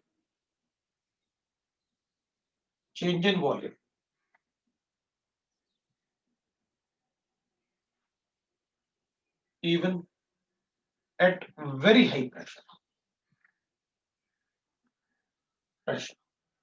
मैंने pressure को बहुत change किया, लेकिन वहां पर volume में change नहीं आया, और वो रिप्रेजेंट कर रहा था कि वहां पर गैस अपना लिक्विफाई हो गया। दैट इज ठीक है ना। तो यहां पर अपन ने कहा कि भाई देखो, अगर हम CO2 के लिए लिखेंगे तो पता है this is the critical pressure, ये इसका PC होगा। This is a critical pressure because this is a critical point, this is a critical temperature, graph of critical temperature. अब अपने पास गैस का एक वॉल्यूम वो मिलेगा अपन को जहां पर गैस लिक्विफाई होना शुरू होगा, और एक वॉल्यूम अपन को वो मिलेगा जहां गैस कंप्लीटली लिक्विफाई हो गया, और एक वॉल्यूम अपन को वो मिलेगा जहां लिक्विड वेपर इक्विलिब्रियम होगा, एग्जैक्ट इक्विलिब्रियम होगा।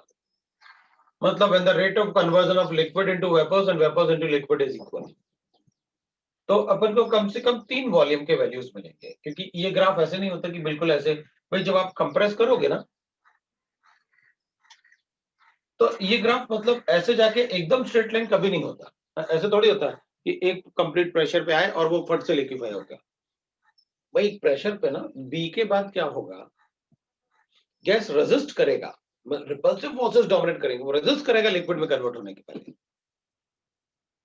मतलब वो पहले क्या करेगा, गैस सुपर सैचुरेटेड वेपर्स जैसे बनाएगा कि भाई इतना, मतलब वेपर्स, चलो ठीक है आप और कंप्रेस कर रहे हो, हम वेपर्स के फॉर्म में रह लेते हैं,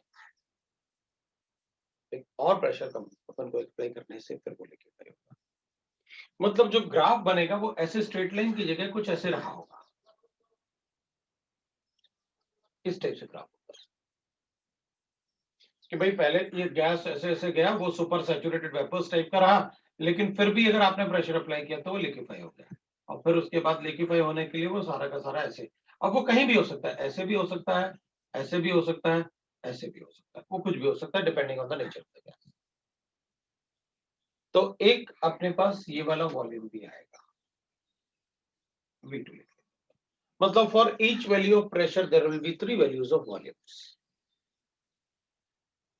for each value of pressure there will be 3 value of volumes. अब 11.1 डिग्री सेंटीग्रेड पे तो टेम्परेचर कम होगा, अगर हम 21.1 डिग्री सेंटीग्रेड की बात करें 10 डिग्री का डिफरेंस है। 11.1 पे तो काइनेटिक एनर्जी भी कम होगी 21.1 डिग्री के कंपैरिजन में। अगर पार्टिकल का काइनेटिक एनर्जी कम होगा तो उनको लिक्विफाई करना इजी होगा। अगर आप टेम्परेचर को बढ़ाओगे तो पार्टिकल की काइनेटिक एनर्जी बढ़ जाएगी, पार्टिकल की काइनेटिक एनर्जी बढ़ेगी तो उनको लिक्विफाई करना मुश्किल होगा। अगर काइनेटिक एनर्जी बढ़ेगी तो उनको लिक्विफाई करना मुश्किल होगा। सो अगर काइनेटिक एनर्जी बढ़ेगी तो देखो, पहले अपन वॉल्यूम V1 पे क्या कर ले रहे थे, बी पॉइंट पे आके अपन इस वॉल्यूम पे लिक्विफिकेशन शुरू हो गया था, लेकिन अगर टेम्परेचर ज्यादा होगा तो काइनेटिक एनर्जी ज्यादा है, अपन को ज्यादा कंप्रेस करना पड़ेगा लिक्विफाई करने के लिए, तो अब इस वॉल्यूम पे लिक्विफाई होगा, देखो क्यू पे आके लिक्विफाई होगा, उनको ज्यादा वॉल्यूम कम करना पड़ेगा ना फॉर लिक्विफिकेशन, क्योंकि आपने टेम्परेचर बढ़ा दिया। टेम्परेचर बढ़ाओगे तो पार्टिकल की काइनेटिक एनर्जी बढ़ेगी, काइनेटिक एनर्जी बढ़ेगी तो वो पास नहीं आएंगे, पास नहीं आएंगे तो उनको लिक्विफाई करना मुश्किल होगा। इसलिए जैसे ही टेम्परेचर बढ़ाया अपन ने, तो अपन ने बताया देखो अब इस वॉल्यूम पे लिक्विफाई होगा, पहले इस वॉल्यूम, ज्यादा वॉल्यूम पे भी लिक्विफाई हो जा रहा था, लेकिन अब आपको और कंप्रेस करना पड़ेगा गैस को लिक्विफाई करने। सो अब इसमें अपन ने काफी कुछ एक्सप्लेनेशन लिख लिया, तो पहले से लिख सकते हैं भाई at temperature 21.1 degree centigrade P2Q or represents gaseous state, gaseous state। वो क्यों, क्योंकि अपन क्या कर रहे हैं, जब वॉल्यूम को कम कर रहे हैं तो प्रेशर बढ़ रहा है,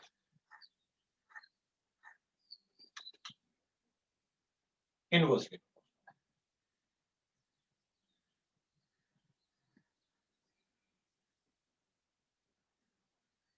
लिक्विफिकेशन स्टार्टेड पॉइंट Q,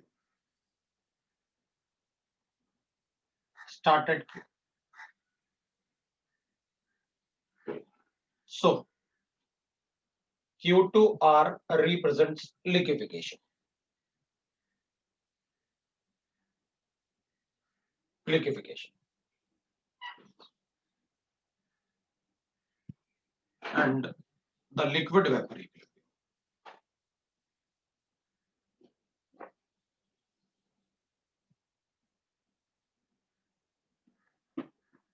अब R क्या, R पे आके क्या हो जाएगा, वो कंप्लीटली लिक्विफाई हो जाएगा। At R liquefaction is completed, liquefaction is complete. After R, only liquid exists. R2S represents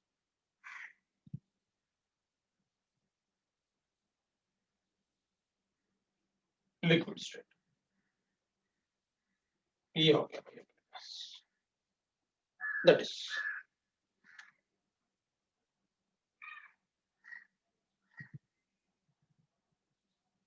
right, that is what we get.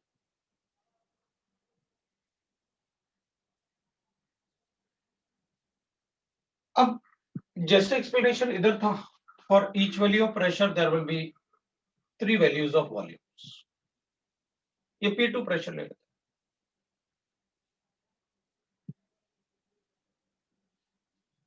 Q2R, the pressure remains constant. That's why it is going to represent the liquefaction. ऊपर ने यहाँ पर काफी explanation किया, तो बिल्कुल same graph उसके लिए. एक्चुअली ये वाला पार्ट जो है ना, ऐसे ये वाला पार्ट अपने सिलेबस में नहीं है, लेकिन ऐसे स्ट्रेट लाइन नहीं होता, मैंने बस बना दिया.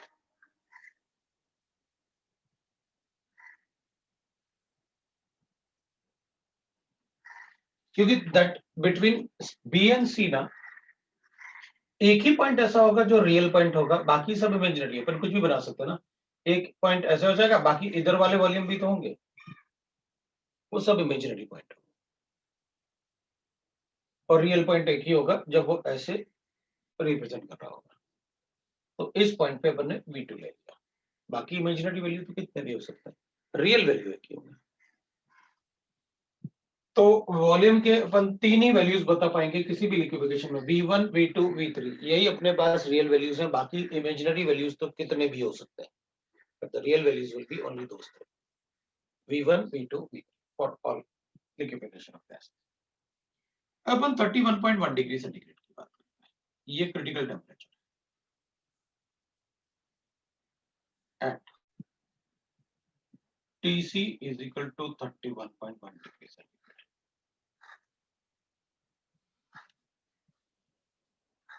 इसमें अगर अपन चेक करेंगे तो ये तो बिल्कुल गैस के जैसे ही हो गया पूरा, लेकिन इसमें पॉइंट M जो है वो इस अपने वाले ये जो डैश वाला पार्ट है इसको टच करता है. और ये डैश वाला पार्ट क्या रिप्रेजेंट करता है, liquid vapour equilibrium.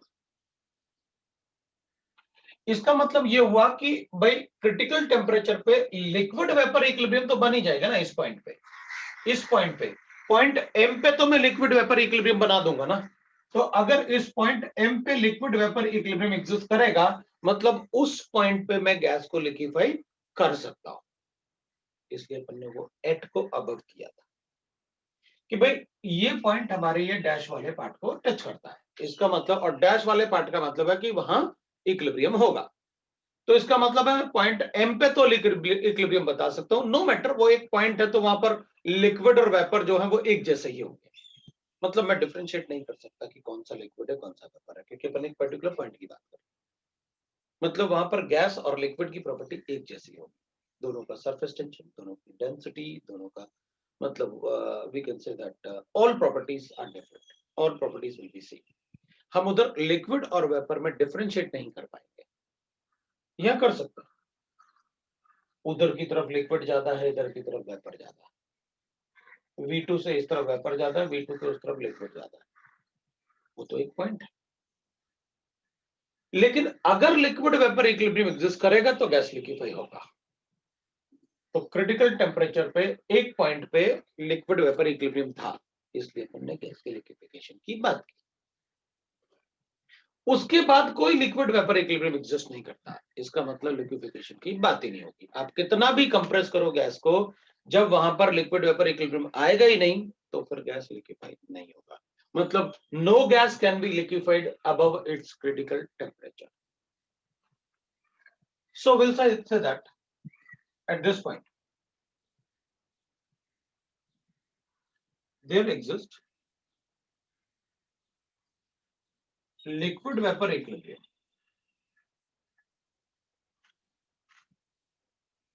Liquid vapor equilibrium at point M. So gas can be liquefied. So gas can be liquefied.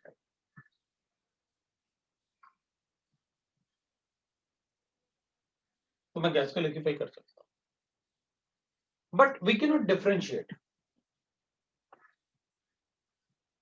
But we can't differentiate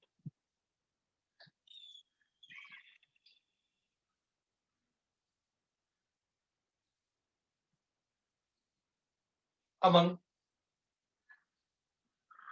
liquid or vapor state or vapor state. So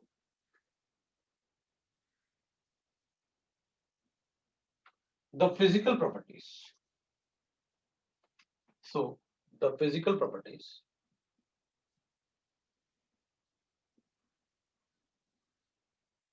of liquid and vapor at this point,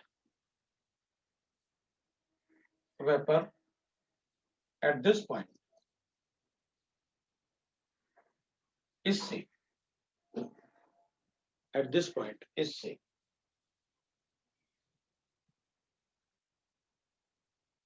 Is same. जैसे पहले के example के लिए surface tension,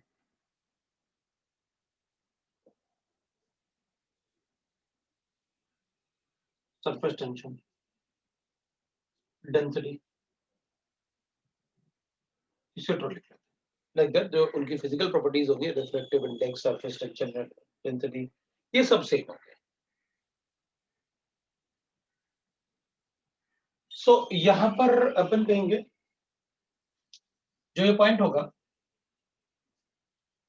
यहां पर अपन ये नहीं बोल सकते कि for each value of pressure there will be 3 value of volume, वहां पर एक ही वैल्यू होगा वॉल्यूम। सो अपन कहेंगे यहां पर जो वैल्यू होगा ना volume, that will be equal to critical volume. But इस पॉइंट पे P1 पे क्या हो रहा है, therefore one value of pressure there will be 3 value of volume. P2 पे for one value of pressure there will be 3 value of volumes. But इस point पे एक ही वैल्यू होगा वॉल्यूम। एट दिस पॉइंट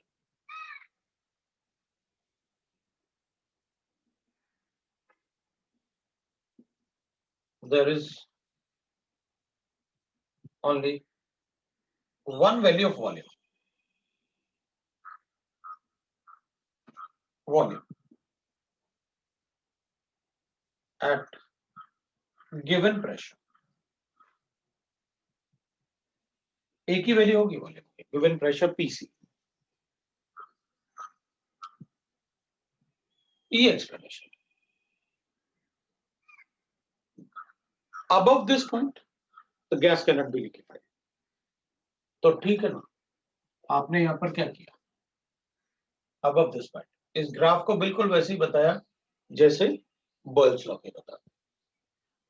यहां पर बॉयल्स लॉ जैसे graph लिखा, ऐसे आया फिर ऐसे आया फिर ऐसे आया। बॉयल्स लॉ का ग्राफ तो ऐसे सीधे होता है, कोई ब्रेक नहीं होता वो ग्राफ। अगर ब्रेक हो रहा है तो इसका मतलब लिक्विफिकेशन हो रहा है।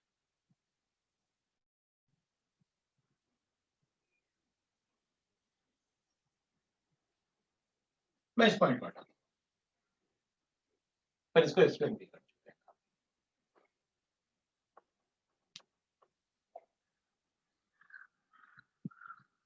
थर्ड पॉइंट में लिखेंगे, a gas cannot be liquefied, can't be liquefied above its critical temperature, can't be liquefied above its critical temperature, above TC उन गैस को लिक्विफाई नहीं कर पाएंगे। अच्छा, कोई भी गैस को ना, देखो एक बात, अगर अपन कोई भी गैस को ना, अगर अपन ये लिखते हैं कि गैस का मोलर वॉल्यूम बहुत बड़ा है, तो अगर किसी गैस के लिए वॉल्यूम बहुत बड़ा कर दिया जाए तो फिर वो इस पार्ट में लाई करेगा ना। और ये पार्ट क्या था अपना गैस स्टेट। मतलब कोई भी गैस के लिए अगर लार्ज मोलर वॉल्यूम बना दिया जाए तो वो इस डैश के बाहर ही लाई करेगा, और अगर उस गैस के बाहर डैश के बाहर लाई करेगा, वो डैश वाले पार्ट के बाहर लाई करेगा, तो वो कैसे बिहेव करेगा, गैस स्टेट कैसे। सो अपन कहेंगे any gas with large molar volume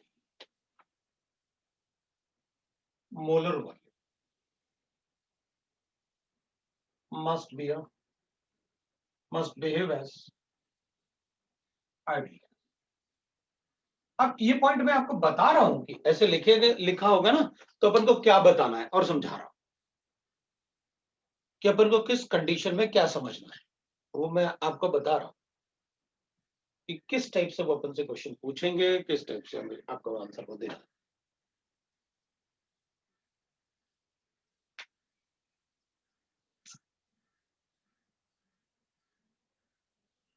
इस पॉइंट पे there is no liquid vapour equilibrium. तो अपन ये बोल सकते हैं कि भाई यहाँ पर प्रेशर, जैसे यहाँ पर जैसे डीपी और डीवी था ना, कि प्रेशर और वॉल्यूम को चेंज कर रहे हैं, तो क्या हो रहा है इस पॉइंट पे, तो प्रेशर वॉल्यूम चेंज होगा ही नहीं ना, वो तो कांस्टेंट रहेगा, वॉल्यूम विल रिमेन कांस्टेंट ना एट दैट पॉइंट। लिक्विड है ना वहां पर, तो लिक्विड होगा तो लिक्विड वेपर इक्विलिब्रियम है, तो वहां प्रेशर की अपन बात कैसे करेंगे, पर पीसी तो कांस्टेंट रहेगा उसमें। तो अपन क्या करेंगे, एट क्रिटिकल पॉइंट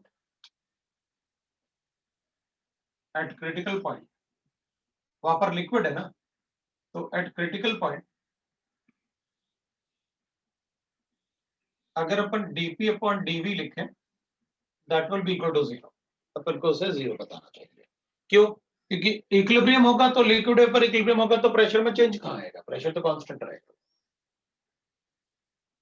वॉल्यूम भी कांस्टेंट रहेगा। यहाँ प्रेशर कांस्टेंट है लेकिन वॉल्यूम कांस्टेंट नहीं है, चेंज कर रहे हैं।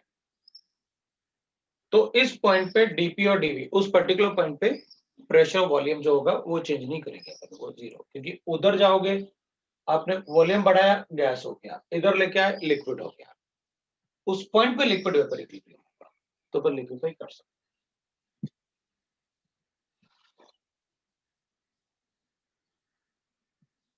अगर मान लो मैंने एक ऐसे एक पॉइंट लिख लिया, ऐसे मुझे क्या, मैंने यहां पर एक पॉइंट लिख लिया ऐसे, ये मेरे पास एक्स ऐसे लिख लिया,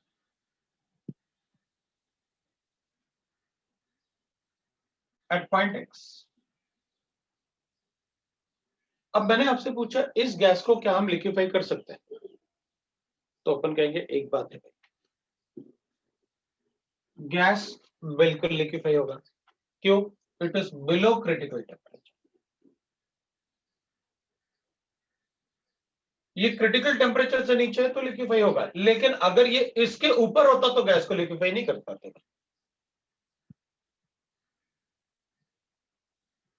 ये गैस लिक्विफाई होगा because it lies below the critical temperature, graph below the critical temperature.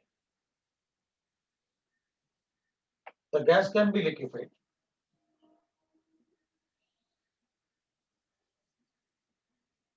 by applying the pressure.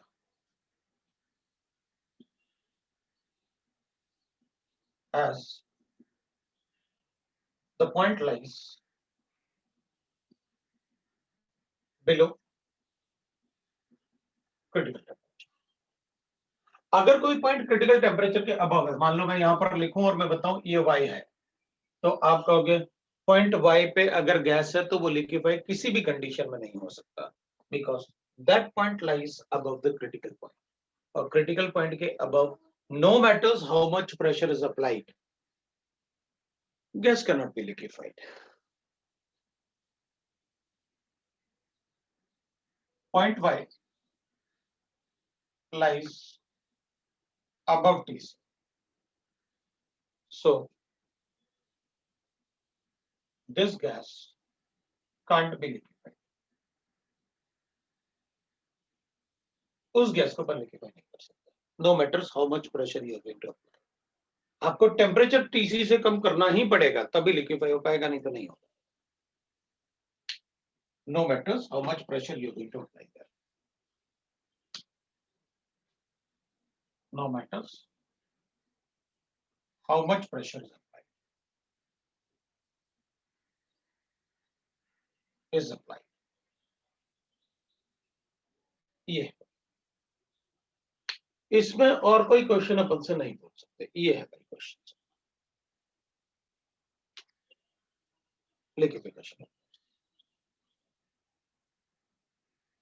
Liquefaction of gas के बारे में जो पढ़ना था आपको वो पढ़ने पड़ गया। अब थोड़ा सा और एडवांस लेवल में अगर अपन देखेंगे तो थोड़ा सा और अपन को डिस्कस करना पड़ता है। थोड़ा सा मतलब अपन कहेंगे कि उससे अपना थोड़ा कॉमन सेंस ही बढ़ेगा क्वेश्चंस को सॉल्व करने के लिए, बाकी और ऐसे कुछ नहीं होने वाला। तो अपन इसमें और भी देख सकते हैं थोड़ा सा, अपन जैसे अपन ने लिखा कि भाई for each value of pressure there is 3 values of volume, तो अपन ऐसे लिख लेते हैं भाई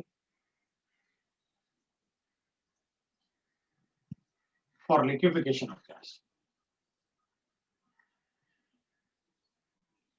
of gas attractive forces must be greater than repulsive forces, must be greater than repulsive forces, है ना, उनको ज्यादा होना। तो अपन लिखेंगे ठीक है भाई, we know that P plus A upon V square V minus B। अब ये मोलर वॉल्यूम के लिए 1 मोल है, अपन को V हम नहीं भी लिखेंगे तब भी चलेगा, अपन को पता है इट्स 1 मोल RT। इसको मल्टीप्लाई करो और रीअरेंज करो इक्वल टू 0 के लिए, तो P इंटू V मल्टीप्लाई कर लेते हैं, P माइनस P भी कर लेते हैं, इसको मल्टीप्लाई कर लेते हैं, A अपॉन V आएगा अपने पास, और इसको इससे मल्टीप्लाई करता है तो AB अपॉन V स्क्वायर,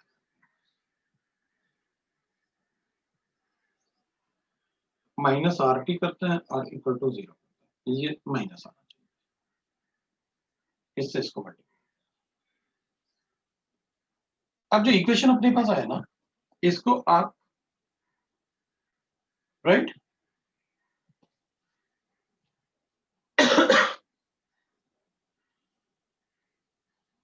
अब आगे आप ही सॉल्व करोगे, तो इसको अपन क्या करते हैं, इसको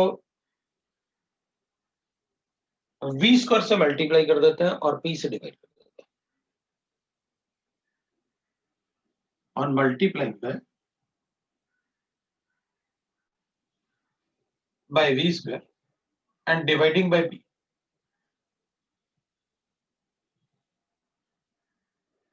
तो जरा करके बताओ क्या आया, P से डिवाइड करूंगा V से मल्टीप्लाई करूंगा, बनेगा V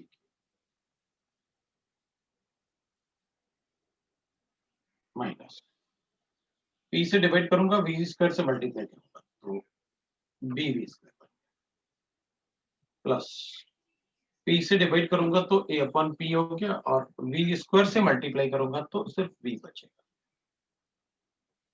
माइनस V स्क्वायर से मल्टीप्लाई करूंगा तो कैंसिल हो गया, AB अपॉन P बचेगा, minus RT into V square होगा और P से डिवाइड करना था, इक्वल टू 0 आया, राइट, वी गॉट इट, यही बना।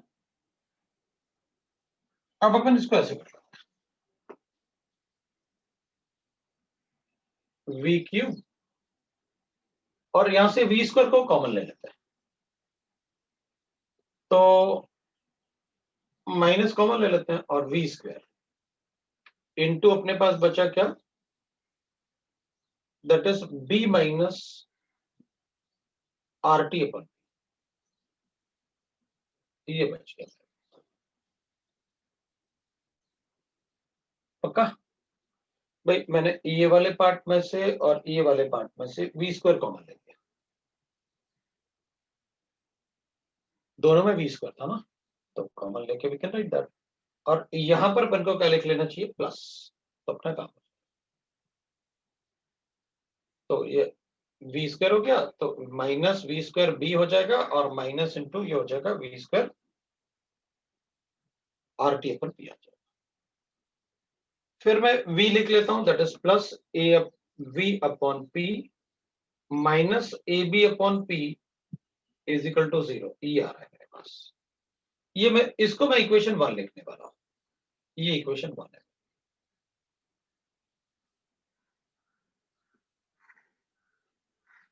एट क्रिटिकल पॉइंट, तो ये क्यूबिक इक्वेशन तो बनना ही था किसी भी प्रेशर वैल्यू के लिए, क्योंकि अपन को बताया for each value of pressure there will be 3 value of volumes. ये अपन को पता था पहले से। That's why it is a cubic equation. और क्यूबिक इक्वेशन में we know that what does it represent. So at critical point, critical point पे अपने पास क्या आएगा, v will be equal to vc at critical point. तो critical point पे will get that v will be equal to vc, और we can write that v minus vc will be equal to 0। तो मैं ऐसे लिख लेता हूं v minus vc, इसको भी क्यूबिक इक्वेशन बना लेता हूं। तो मेरे पास आएगा v cube minus vc cube, we can write right now vc cube, we can say v cube vc cube, और फिर अपन लिखेंगे plus 3v and vc square minus 3vc and v square. This is the cubic equation. What we get? कोई doubt है? ये अपना equation 2 है। अब ये इक्वेशन 2 के ये तो आपने मतलब a माइनस बी का क्यूबिक इक्वेशन लिखते हैं वो लिख दिया आपने। a माइनस बी के क्यूबिक इक्वेशन को वो लिखा अपन ने। तो अपने पास आया a cube minus B cube plus 3a B square minus 3a square B.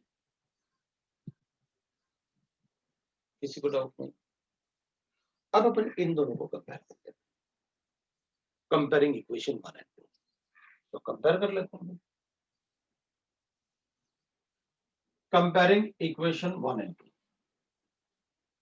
We get, इधर ये v क्यूब है, इसमें कहीं v क्यूब है क्या?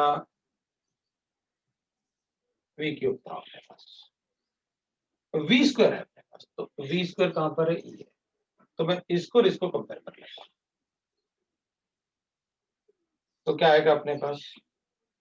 इन दोनों को कंपेयर करूंगा तो मुझे मिलेगा 3vc will be equal to b plus R T upon P. ये मिल जाएगा एक इक्वेशन, इसको मैं 3 लिख लेता हूं।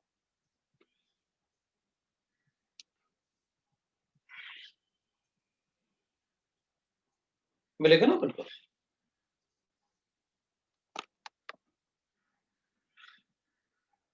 ठीक। दूसरा अपन v भी इक्वेट कर लेते हैं, तो इधर v इक्वेट कर देते हैं, तो ये v इक्वेट करेंगे ये और ये, तो अपन को मिलेगा ap that is 3vc square will be equal to a upon b। ये मिल गया, ये अपना इक्वेशन हो रहा है।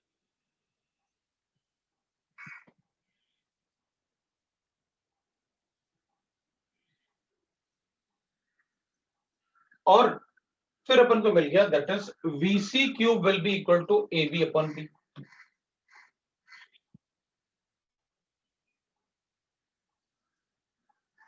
ये 3 वैल्यूज मिल गए, vc स्क्वायर और vc। अब आप क्या करो कि भाई इसमें ना इससे और इसको डिवाइड कर लो, इसको और इसको डिवाइड कर लोगे तो आपका वो इस vc मिल जाएगा, है ना? अपन क्या करते हैं, dividing equation 4/5 dividing equation 4 by 5. Equation 4 by 5 और 5 by 4, तो सीधा VC क्यूब आ जाएगा।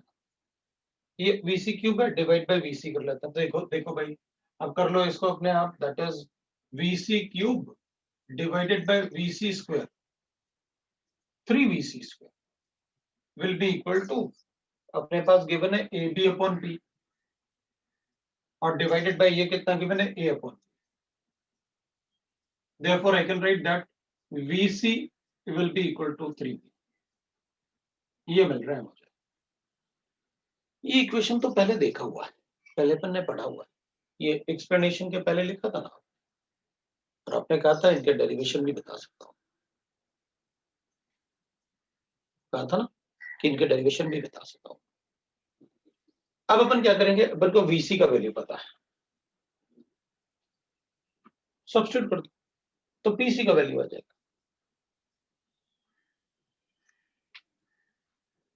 अब VC अपन को पता चल गया तो अपन क्या करेंगे, will substitute that in equation 4। तो VC का वैल्यू अगर 3B स्क्वायर सब्स्टिट्यूट करोगे तो 3B सब्स्टिट्यूट करोगे, सो सब्स्टिट्यूटिंग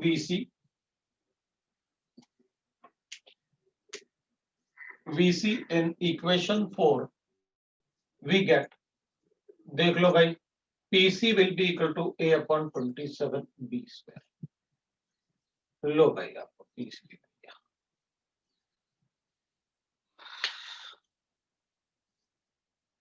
ठीक है, अब PC और VC को इसमें सब्स्टिट्यूट करो तो TC मिल जाएगा।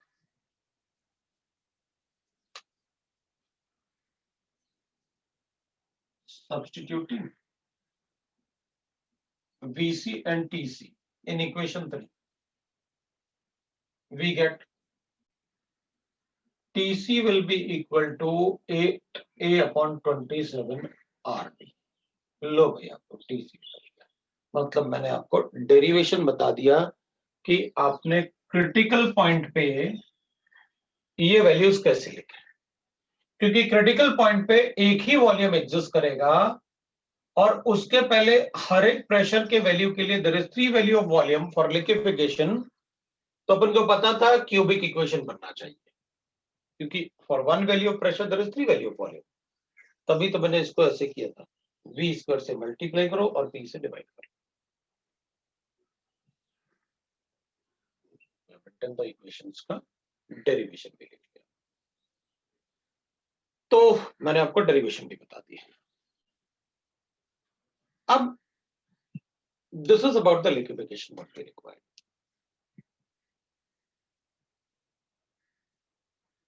इस पार्ट में अब अपन को थोड़ा सा पार्ट और बचा हुआ है, that is related to the, कि भाई van der Waal equation explains only about the attractive forces among the gas particles. There are more equations, मतलब 4-5 equations होते हैं जो रियल गैस को एक्सप्लेन करते हैं। बर्थलॉट इक्वेशन है, डेड-रीस इक्वेशन है, तो there are many equations। हमारे सिलेबस में सिर्फ van der Waal इक्वेशन है और वो सिर्फ अट्रैक्टिव फोर्सेस की बात करता है, रिपल्सिव फोर्सेस की बात नहीं करता। मतलब अगर अपन बर्थलॉट इक्वेशन लिखेंगे तो वैसे हो जाएगा, लो भाई ये बर्थलॉट इक्वेशन है,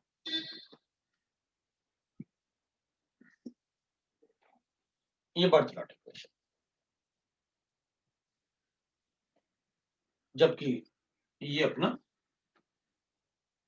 van der Waal इक्वेशन। तो ये सारे इक्वेशन इतने सारे पढ़ेंगे तो फिर नहीं पढ़ पाएंगे अपन इतना। तो अपन एक उसको जो एक ऐसा इक्वेशन पढ़ते हैं जो सभी इक्वेशन को कंबाइंडली एक्सप्लेन करते हैं, that is called virial equation, which can explain all the equations of real gases। तो वेरियल इक्वेशन को अपन नेक्स्ट टाइम पढ़ेंगे। It will hardly take 20 minutes और 25 मिनट्स। उसके बाद थोड़ा सा पार्ट अपना बचेगा, that is related to the inversion temperature and our chapter will be over. मतलब it will hardly take maximum 45 minutes to 50 minutes to complete the topic 1 hour assume कर लेते हैं, कुछ क्वेश्चंस भी सॉल्व कर लेंगे, तो मैक्सिमम 1 आवर। तो in the next class we are going to discuss, पहले अपन कंप्लीट कर लेंगे रियल गैसेस, फिर अपन होमवर्क डिस्कस करेंगे, and after that will start the new chapter. But आपके पास फिर होमवर्क होगा रियल गैस वाला पार्ट कंप्लीट। अपन कुछ ट्रू फॉल्स भी कर लेंगे, क्योंकि पढ़ना थोड़ा सा, ट्रू फॉल्स पढ़ने से अपना कॉमन सेंस और बढ़ेगा कि भाई रियल गैसेस में न्यूमेरिकल तो नहीं पूछते हैं ज्यादा, लेकिन कैसे अपन क्वेश्चन को सॉल्व कर सकते हैं या कैसे हम जल्दी से बता सकते हैं, how to think in a correct direction, वो मैं आपको बताऊंगा। वो ट्रू फॉल्स, तो अपना ये चैप्टर खत्म हो जाएगा, तो अपन फिर केमिकल एग्रीगेट पढ़ेंगे। Sunday will have a class of organic. Organic अपन छोड़ेंगे नहीं, उसको कंप्लीट करेंगे, उसको पैरेलली रखेंगे। मैंने आपसे पहले भी कहा था, मैं कोशिश करूंगा थर्मोडायनेमिक्स एंड द ऑर्गेनिक आप उस बैच के साथ करो, सो दैट नेक्स्ट ईयर अपन उनके पैरेलल चलेंगे, हम पीछे नहीं रहेंगे। ठीक है, so that's all for today, thank you. अगर कोई इसमें डाउट होगा तो आप लोग पढ़ना, रिवाइज करना, तो आप पूछ सकते हैं। ठीक है, तो चलो आज पर यहीं रुक जाते हैं। Okay, thank you. हाँ, थैंक यू सर।